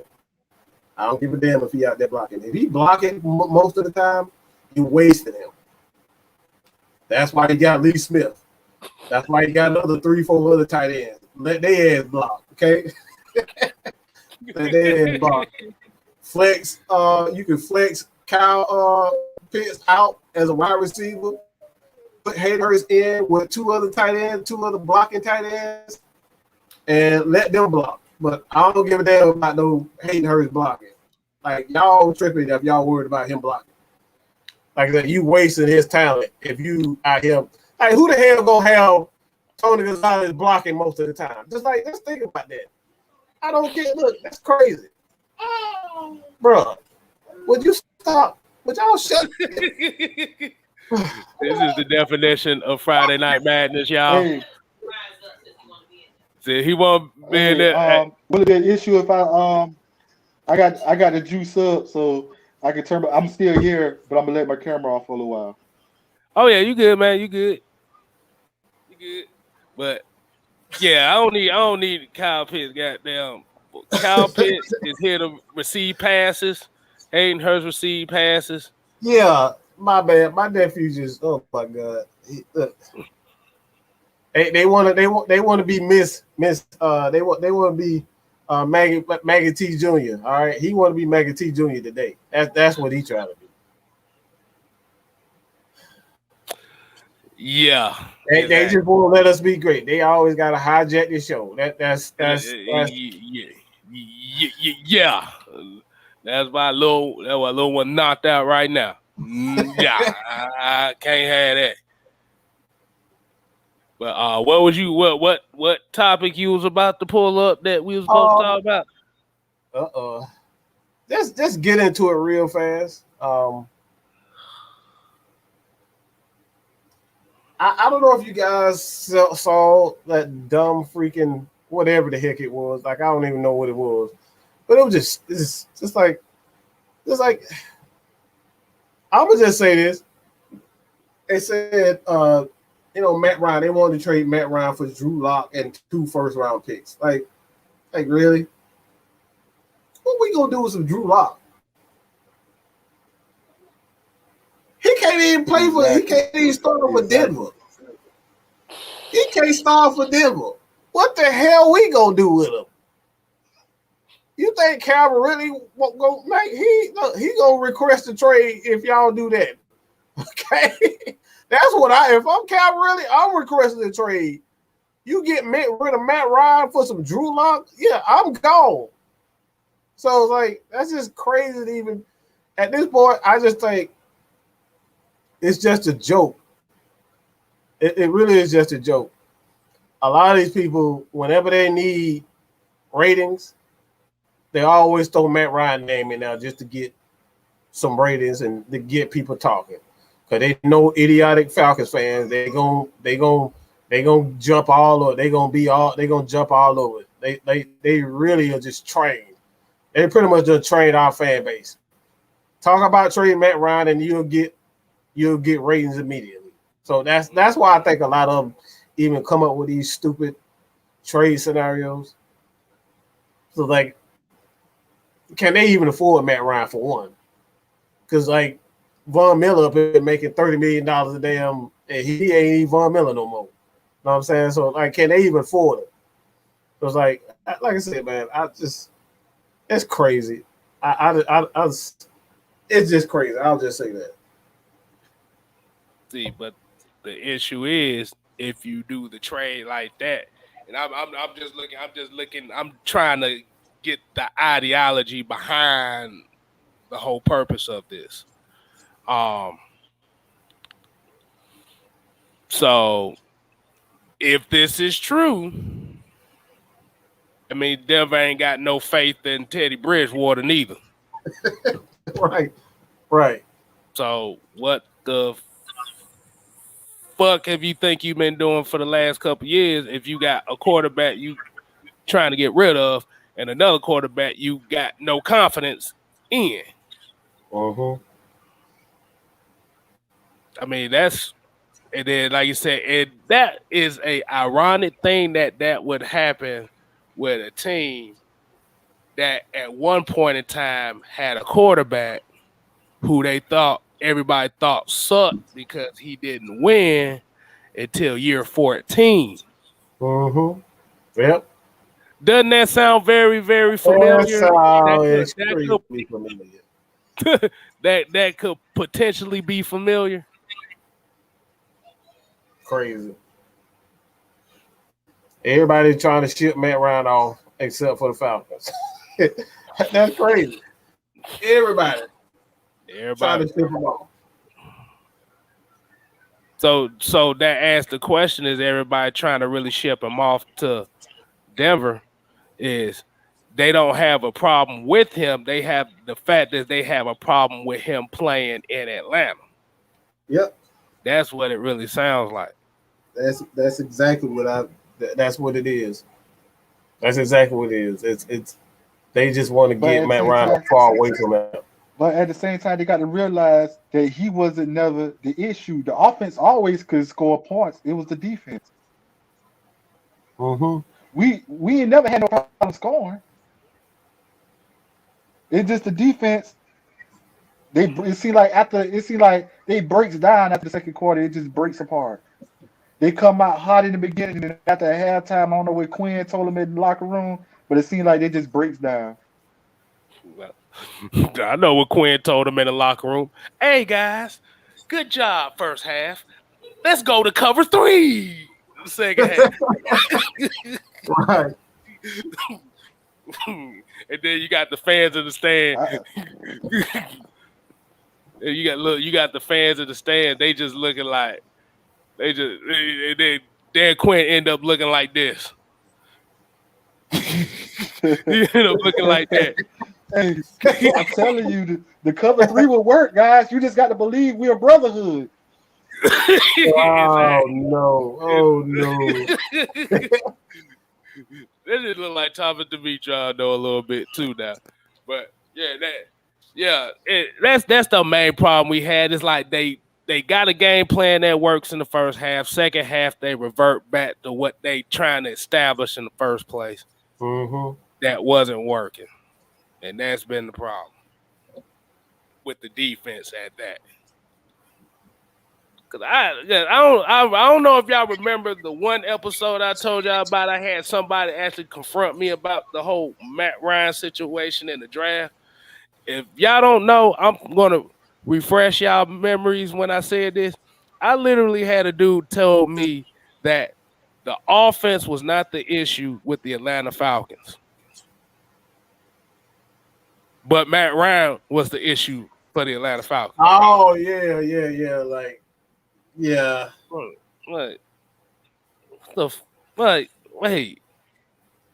So a quarterback that throws the football and hands the ball off, like he trying to put. I'm sitting here looking at the screen like, does not compute. does not compute. It does not compute. I said, I'm like, bro, your ass don't make no sense. How is Matt Ryan? The offense isn't the problem. Matt Ryan is the problem. So and I asked him, I said, so you're telling me that the offense is the problem? He said, no, the offense is not the problem. Matt Ryan's the problem. I like, he literally had a straight face. And it Matt Ryan is the offense. He's the captain. And he was so serious. I said, bro, he touches the ball 100%. He's the only guy that touches the ball 100% of the time. I said, Look how many wide receivers. Look how many receivers Matt Ryan made look good. Oh, I lost count. I don't lost count how many receivers, to be honest. I literally have. Oh my God. Sanu, like Muhammad Sanu got rich. That man done made so much money off Matt Ryan. Exactly. That man still making money off his name. Taylor Gabriel made Matt Ryan made him look good. Roddy White before he left. Look, I about to say, usually the wide receivers that leave Atlanta don't end up being the same after they don't leave the same. I just say it like that. Who you think made Julio Jones gonna be the Hall of Fame all-time Atlanta wide receiver? From what I hear from the fans, Julio made Julio. Man, Ryan ain't got nothing to do with it. I like, bruh. Julio, but he the first wide receiver that I know that threw 1,300 yards to himself. To himself. like, damn. Like, bro, I ain't know a wide receiver could do that. I ain't know that.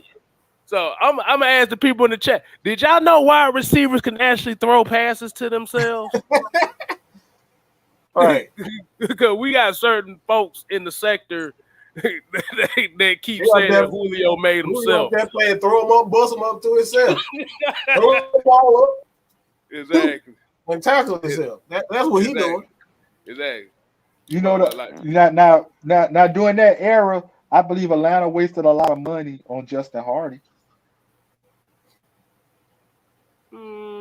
I think Justin Hardy was more just Thomas Dimitrov. Like Thomas Dimitrov didn't want to be wrong on his wide receivers. That's his biggest thing. He did not want to be wrong on his wide receivers.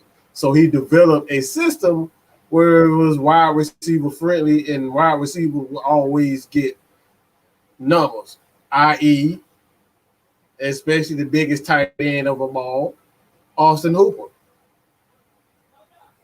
He ain't doing shit where he at now. Shit, we forgot he was in Cleveland. And who you think made him look good? Matt Ryan. Matt Ryan made him look good. And he just got cut. Justin Hardy just got cut by the Bears, I believe. I believe it was the Bears. He just got cut too. He just got cut by the Bears. All right. I think where the issue too is with Julio gone. I think some of those folks are actually afraid that pattern could potentially happen if Julio doesn't dominate in Tennessee. I think they're afraid of that possibility. They scared. They definitely scared. And that's what a lot of people, because like, as we know as Falcon fans, like I said, Julio is a Falcon legend. He got the numbers. But everybody put him on the pedestal so long, but shit, the quarterback that threw him the ball. Now, if the issue comes up, if he doesn't replicate those yards in Tennessee and only does maybe 60% of what he did in Tennessee and Atlanta, then it's gonna look like because the Tennessee fans are expecting him to catch for like 2,000 yards this season. Yeah, they are. They're expecting 2,000 yards receiving season from Julio Jones. I like. How the hell are you gonna do that when you got a running back that you got to feed about 400 times? Mm-hmm. Somebody asked that, like fair play sports, like what, like explain to me, if, like we can't crap on Julio for keeping it 1K about the quarterback. What did he say about the quarterback? Because like I'm not even the best. Like everybody know how I feel about Julio right now. What did he say about the quarterback position? Because I'm confused as hell. Yeah, I remember what he said about he said something about Matt Ryan lost his deep ball or lost his zing or something. We don't know if he said that. That's rumored to say. Like we don't like we didn't hear him confirmed. Talking about confirmed. Confirmed. Yeah, we don't do rumors over here. We need to hear it. Yeah, it gotta be confirmed. And then you also have to remember Julio don't catch really many deep balls anyway. So I don't think he would say that. He even said his best route was that end route. That dig route. Yeah. Most of Julio's catches was within 10 yards of the line of scrimmage. Maybe the deepest, maybe 15. Yeah, we need to hear that. I need to hear that. I need to hear exactly what he said, if he said it. You know what I'm saying? As far about the quarterback. Like, man, come on, bro. Julio, man. I mean, he said he didn't want to be here, so I don't think he'll say some crap behind Matt Ryan's back. I mean, he already said that he didn't want to be here. I don't think he'll say that behind his back. Like, he'll say it like a man if he really did not. I mean, let's be real. The reason why he got number 2 is because of Matt Ryan. So, like, I don't think it had much to do with Matt Ryan. He is paying homage to Matt Ryan at this point. He wears number 2. He's doing that for a reason. So, like, all these rumors talking about he said this, he said that. Like, look, even though I said what I said about Julio, and I still believe what I said, I don't think he'll say some crap like that. Because at the end of the day, every wide receiver know you ain't eating unless you best friends with the quarterback. Period, point blank. You ain't gonna eat if that quarterback don't like you. And we already saw Antonio Brown, his career came to an end because him and Ben Roethlisberger wasn't on the same page. So it's like, I don't think Julio said no, and I don't think he even believed that. Hey, I was about to say we had Mr. Super Chat earlier too. I wanted to go ahead and get back and highlight that. It was from your boy, Mr. Mike Jones. Mike Jones. 281-330-8004. You need a drink? Let me know when Mike Jones have it at your door. I'm feeling good. I'm feeling great. $5. Holla, holla, holla. $5. Most folks probably don't know that song too. I like that song. That's that I got that drink song. He said they only ran with the Matt Ryan storyline to get clicks. No one was trading Matt Ryan for a backup. Exactly. That's crazy, man. That's like you said. It's always about, it's the same stories. Like, it's patterns in the NFL. We talk about stories. It's always something that the Cowboys done did, or somebody in the Cowboy organization done said or did, or they about to trade this guy. They don't believe in Dak. Ezekiel, he upset about something. And it's the Patriots, they done did something. They done cheated. They done did this. It's a scam. Like, it's the same stories over and over again. And Matt Ryan getting traded. Every year it's the same story. So look, man, like I said, I don't believe none of that crap. They been trying to trade Matt Ryan since before we even drafted him. Hey, I was about to say he'd have been the first. The way that they wanted, he was gonna be the first NFL player to get his draft rights traded right after they picked him. The Falcons select Matt Ryan with the 3rd overall pick in the 2008 draft, and also the Atlanta Falcons have traded the rights to Matt Ryan to the Oakland Raiders for Jamarcus Russell in a 3rd round pick. Everybody be like, what? What? They're like, we'd have definitely been like, what was y'all thinking? That's why we suck. That's why we suck all the time. He said it's true. He says it's true. We don't know if he exactly said it. It's just a lot of the fan base trying to talk down on the Julio since bro wanted out. A lot of folks in their feelings. He deserves it. He stole money. He deserves it. When you lie to the fans and say, I'm going to be a Falcon for life, that came out of his mouth. That came out of Arthur Smith first. But when he says, I am going to be a Falcon for life, everybody believed. You're supposed to be a man of your word. So if you didn't believe that, if you weren't going to hold to that, you should have never said it. Yeah. So, let's be real. What if Matt Ryan just said today, I want $100 million, all right, and then in year 2, this man just decide he's just going to retire. Give me $100 million, $150 million contract, and a lot of that contract is still going to go. That's what people don't know. Like the quarterback, like Drew Brees had to forfeit his pay from the Saints for this year. He forfeited. So even if he retires, he still is going to have to pay. They're still going to be on the hook for that money.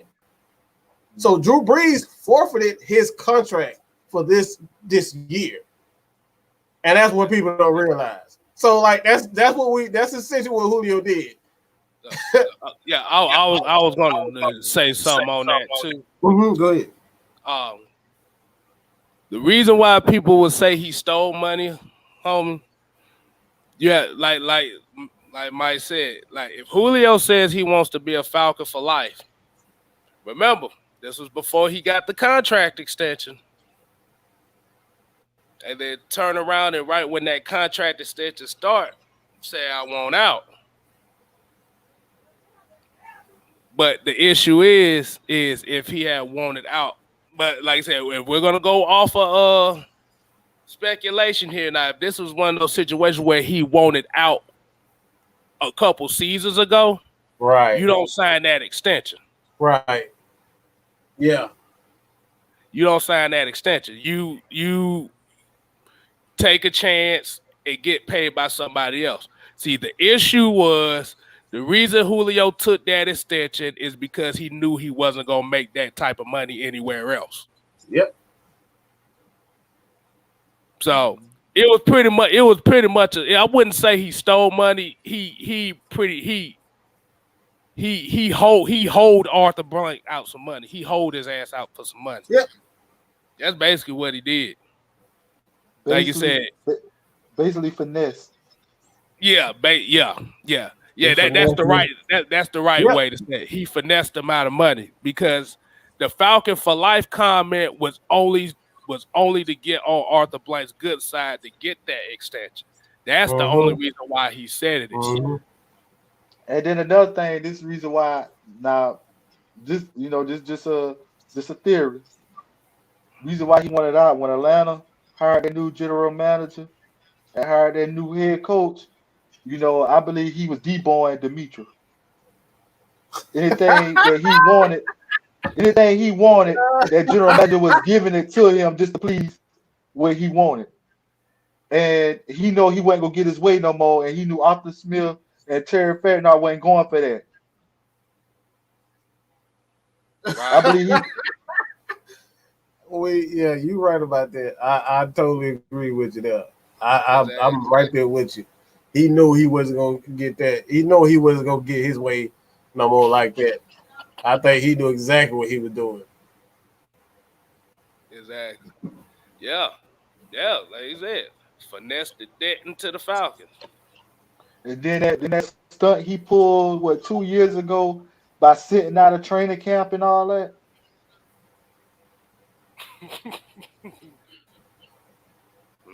Come on, man. Let him do it. They let him do it. And he went coming back till he got what he wanted. And as soon as he got what he wanted, what he did, he showed up. And when you shut that bullshit up, shut the fuck up with that bullshit. Talking about you can't blame him for getting that bag. Like stop. I'm sorry. You can't be going around like finessing people, bro. Like let's stop. You cannot do that, bro.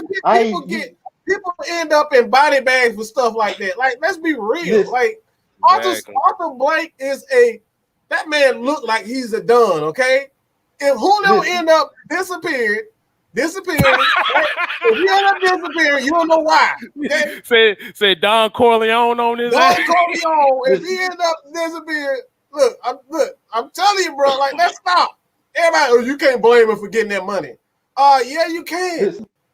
Listen, you got to do it the right way. It's not about him getting his money.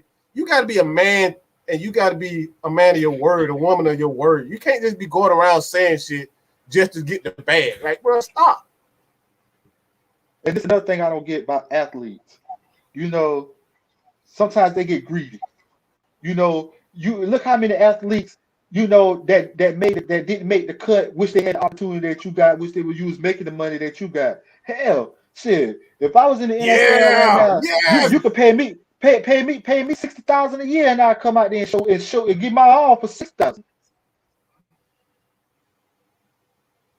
Right. Somebody else could have got their money. If he didn't want to be here, it could have went to Calvarelli. It could have went to Hayden Hurst. It could have went to Vic Beasley, whoever it may be. You know what I'm saying? Just throwing anybody out there. You know what I'm saying? Like, that's what we're talking about. Just because he got paid, that money could have went to bringing in another defensive end, bringing in another offensive lineman, bringing in another running back. Like, that's what we're talking about. So it's like he got his bag, but he wasn't. He always say, I'm about the team. I'm about the team. I just want to win.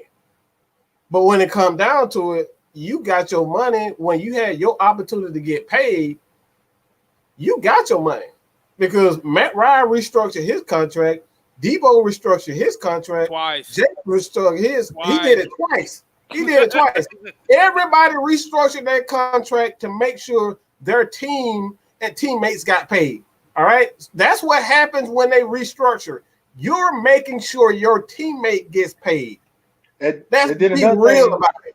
And then another thing that showed you the real from the fake. If Matt Ryan took a pay cut just to make sure he had a team, and you won out because you had to take a pay cut, that just showed you that you didn't really care about the team. You just care about yourself.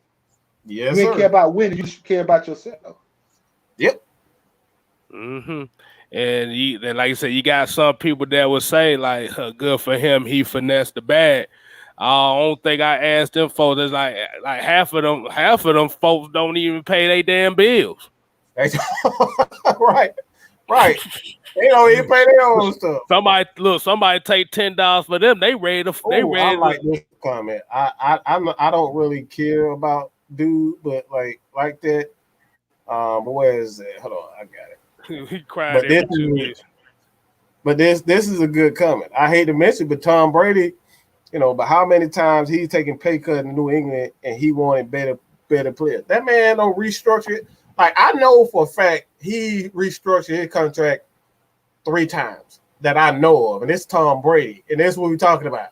You want to win, you're going to make sure everybody else get paid and everybody else get money. You know what I'm saying? That's how you win. Tom Brady did it plenty of times. He don't restructure his at least 3 times that I know of. That's how you win. No, I actually did calculations on that too. Oh, he's actually restructured his contract at least 8 times in his career. Oh wow! At least 7, 8 times. See, and that's what we're talking about. You know what I'm saying? So everybody gives him praise for him being good and playing on house money like that. That's because he restructured. Like I said, he gets a lot of guarantees. That's why he don't trip. He gets a lot of guarantees. So them guaranteed, that money that's supposed to be on salary goes into them guarantees, and he like, shit, I'm good. And then another thing is like with Matt Ryan, you know, even though he took all these he done took numerous of pay cuts before, but at the same time, you get your money's worth out of this man. You know, he's never injured. He's never injured. You can get a whole 16-game season out of him. Versus Julio, you paying him all his money, and he only giving you 5 or 6 games or 7 games, and you still lose. And I tell Fair Play this. He was like, everybody in this chat would do the same to their employees if they could. Yeah, if our employees, if we finesse money out of employees, they'll fire ass right there and there. Fire ass. That's all I'm about to say. They're gonna fire ass soon. They find out. Ain't that kind of what the Falcons did? They let his ass go. Mm-hmm. Like I said, the game. Everybody's going to get fucked when it comes to finances, anyway. Mm-hmm. So the main thing we just say is don't think that he's the God be all God saints because he finessed Arthur Blank. Mm-hmm. There's plenty of players that done finesse the hell out they owners. Yeah, he ain't the first one. He ain't though. Yeah, definitely not. But like you said, the issue is for the people that judge people that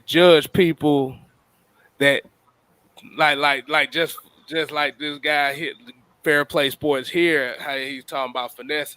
And I'm not talking about you, homie, but like there's guys in that, there's people in that spectrum that will get mad at us because we called out the fact that Julio finessed his way out of Atlanta with a contract that he was not going to get nowhere else. Mm-hmm. And that's why I said most of them motherfuckers would want to shoot the ones with anybody that took $5 from them. Right. They would shoot the ones so my question is, if I came up to Fair Play Sports right now and said, give me them $10 and walk away, you gonna want to fight? You gonna want to fight me? Right. Because I done took $10 out your wallet while you was looking and walked away. Come on, bro. You ain't getting away with that. Come on, bro. Exactly. It's not about siding with the player getting the money. You can look, like I said, you have to look at it from both sides. Don't look at it just for one side. See, and that's how we gotta look. You gotta look at how somebody feels from one side to the other. Because if you're looking at just one side, the consequences from the other side you don't see. Now that consequence is doubled. It's double. That's why I said I'm gonna go to Fair Play Sports. I'm gonna go to him. I'm finna go in his wallet while he looking. I'm gonna snatch about $10, $20 out. Hey, we best friends, right? We best friends, man. I love you, man. I love you. I'll beat the shit out your ass. You take money out my wallet while I'm looking at me. I'm gonna keep it, and you'll do the same thing to me. Shit, right. We already know.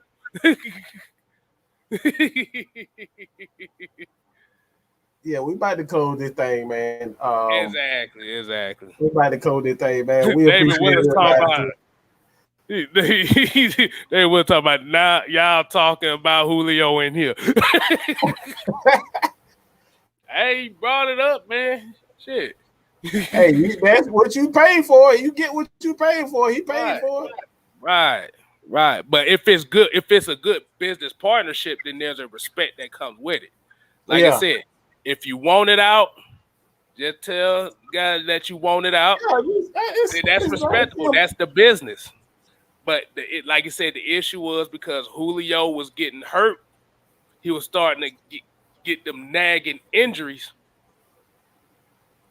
Like I said, he was looking for that. Okay, I need that guaranteed money because if I go into free agency, they're gonna look at these nagging injuries. Somebody might not take that chance on me. Yep. He knew Julio knew exactly what he was doing. Like I said, he was playing chess. That's all it was. It was a chess game.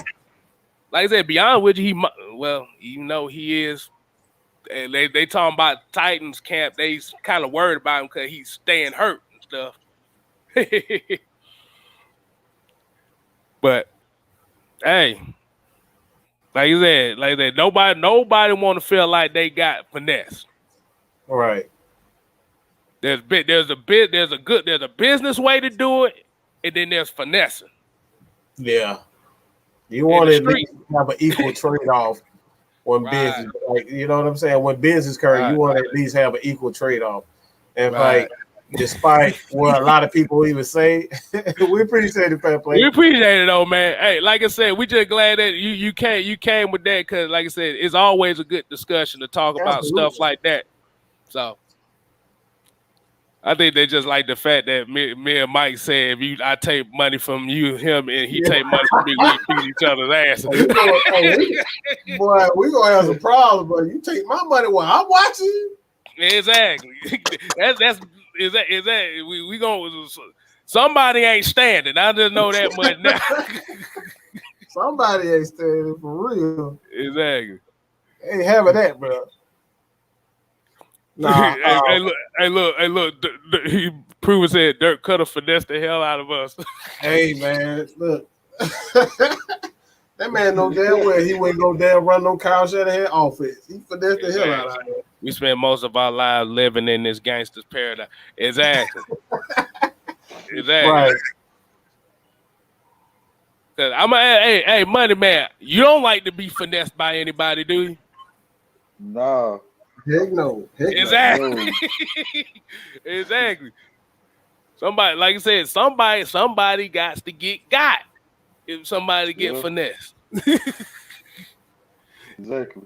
In the real world, in the sports world, you can't do too much. Yeah, that's why Nerlens Noel and damn Rich Paul going at it right now because Nerlens Noel feel like he got.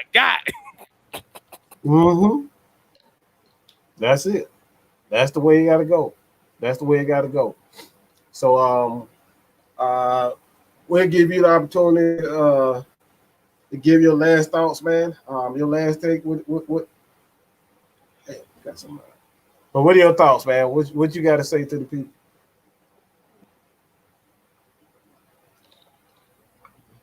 Money.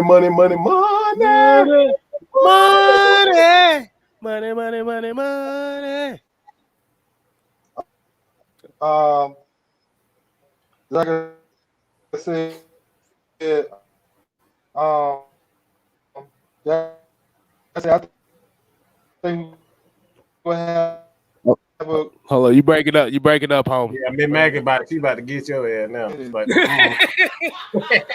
and stick with us, man. It's gonna work out. Just be patient. It's coming. Okay.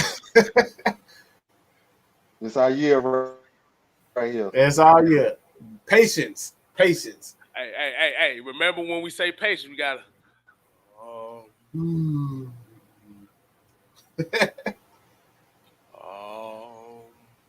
patient. Oh, Young. Hey, yeah, but yeah, we appreciate it, man. Like I said, we appreciate it. Kstylzz, you want to get some of it? Oh shit. So we're gonna go ahead and rock it like this, man. Like we said, we appreciate everybody watching in tonight. Hey, like I said, Friday Night Madness. Like I said, y'all continue to support everybody here, Mad Mike Sports. Boy, just Kstylzz. Like I said, I'm on the road to 1,000 via 500 now. I'm now 89 away from 500. So appreciate everybody. I'm trying to get to that next bump in the road. Okay, my final thoughts is it's just preseason. Don't expect the Stars to come out here scoring 40 points in the first quarter. That's not going to happen. Mm-hmm. Oh, one more thing. I think a lot of us need to realize that humility is the best thing possible. We got some folks out here that got defended and sitting there instead of being humble about what situation they in, sitting here talking shit. Now, if a lot of people don't know what I'm talking about, Sha'Carri Richardson came to find out she talking shit about Jamaicans now. I don't know if y'all saw that. She liking folks that's talking shit about Jamaicans and they dragging her ass. But like I said, let that right there. This not gonna bash her, but let that kind of be a story that, okay, if you got momentum, be humble. Be humble.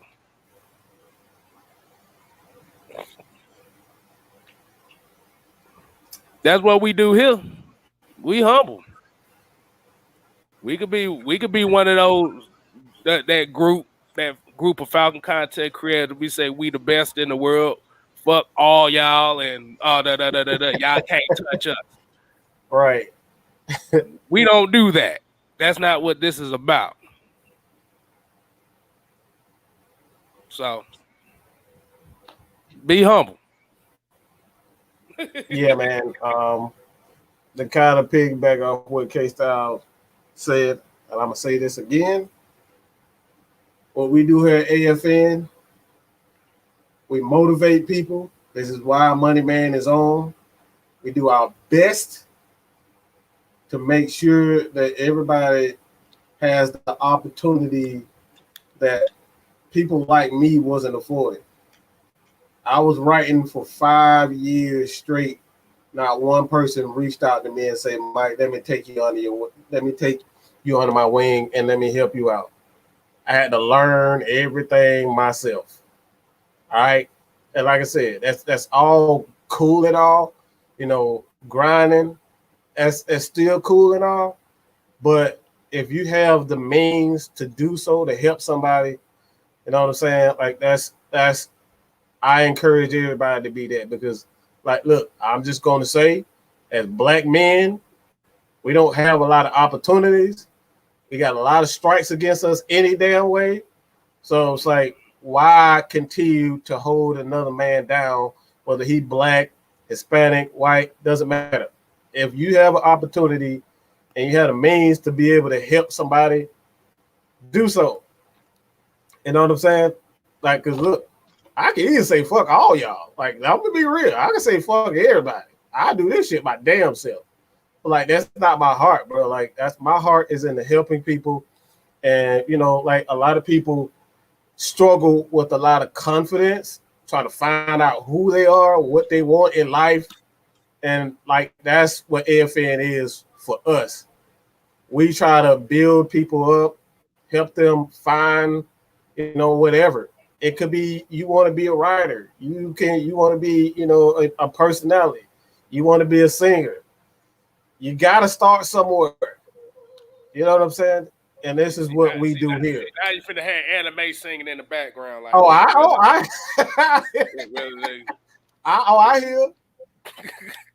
And like I said, look, bro, motherfuckers think whatever the fuck. Look, and I'm gonna just say it like this: motherfuckers think whatever the fuck they want to think about me. But one thing you can't say about me, that I don't help people.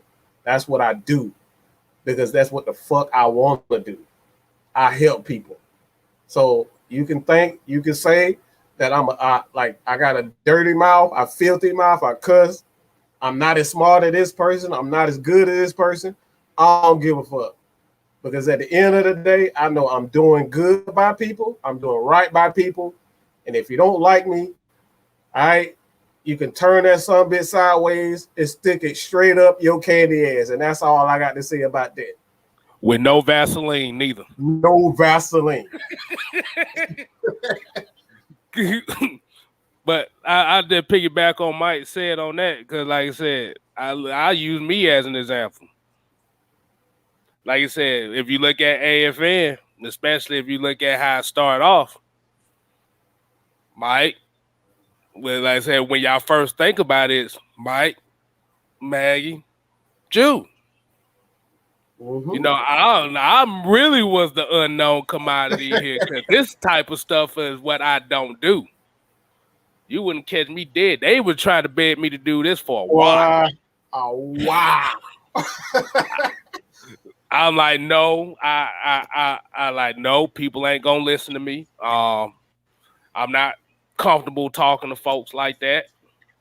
But like you said, got a whole year later, y'all quoting stuff that I said.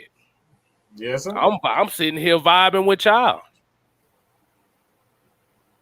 Like I said, I may not sound like the most articulate fan, but guess what? You gonna know what I said.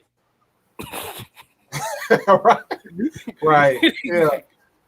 Hold on. CK22 with the $4.99. $4.99. Holla, holla, holla. Holla, holla, holla. Can't build a strong home on a weak foundation, and no amount of money can buy heart. Appreciate your comment. Yes, sir. We damn sure appreciate it. That's why we do it, bro. Man. Appreciate it. And like I said, and I think I had somebody ask me like, man, I'm surprised you ain't had more subscribers the way you got. I'm like, they come in time, man. They come in time. But like I said, I ain't gonna be so desperate out here to where I'm sitting here buying views and shit. Right. Right. If I'm sitting here trying to buy views and buy subscribers, I ain't no good to nobody. That ain't what the game is about. That's not how you connect with people. Like I said, I always say I'm on the road to 1,000. Do I bitch and complain about not being at 1,000? No. Comes with time. Absolutely. I'd rather give people quality than quantity. I just say that much. Absolutely. Heck yeah. Absolutely. Man, I told you, boy, this politician shit coming out of me. Boy, hey, look, boy, they don't know. They don't know about that, boy.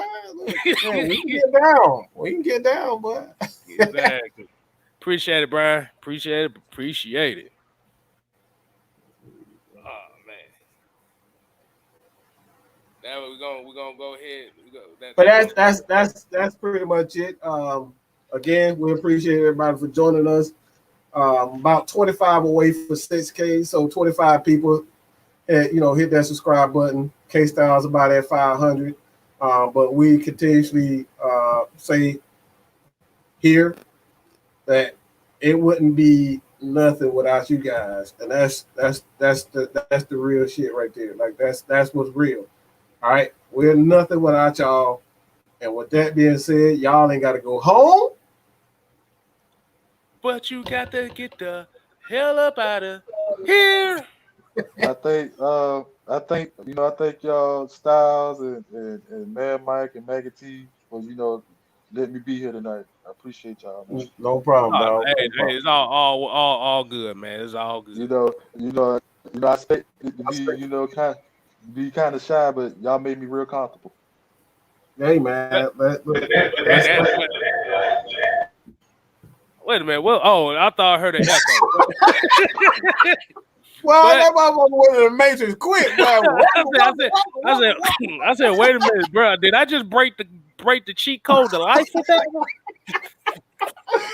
But yeah, like I said, that was all about just trying to, especially if you new to this, like I said, you want to be comfortable. We want people to be comfortable getting on here. Yes, sir. That's why we vibe. That's why when we say the Atlanta Falcon Nation ain't just us, it's everybody that watches, everybody that joins us. Absolutely. All one family. So, like I said, hey, you forgot the other catchphrase too, Mike. You forgot. I'm ready. That's why I'm winding No, not that one. You forgot the other one. Go ahead. Yeah, it was like AFN, we ain't here to play. We here to stay. You ain't got to go home. But they got to get the hell up out of here.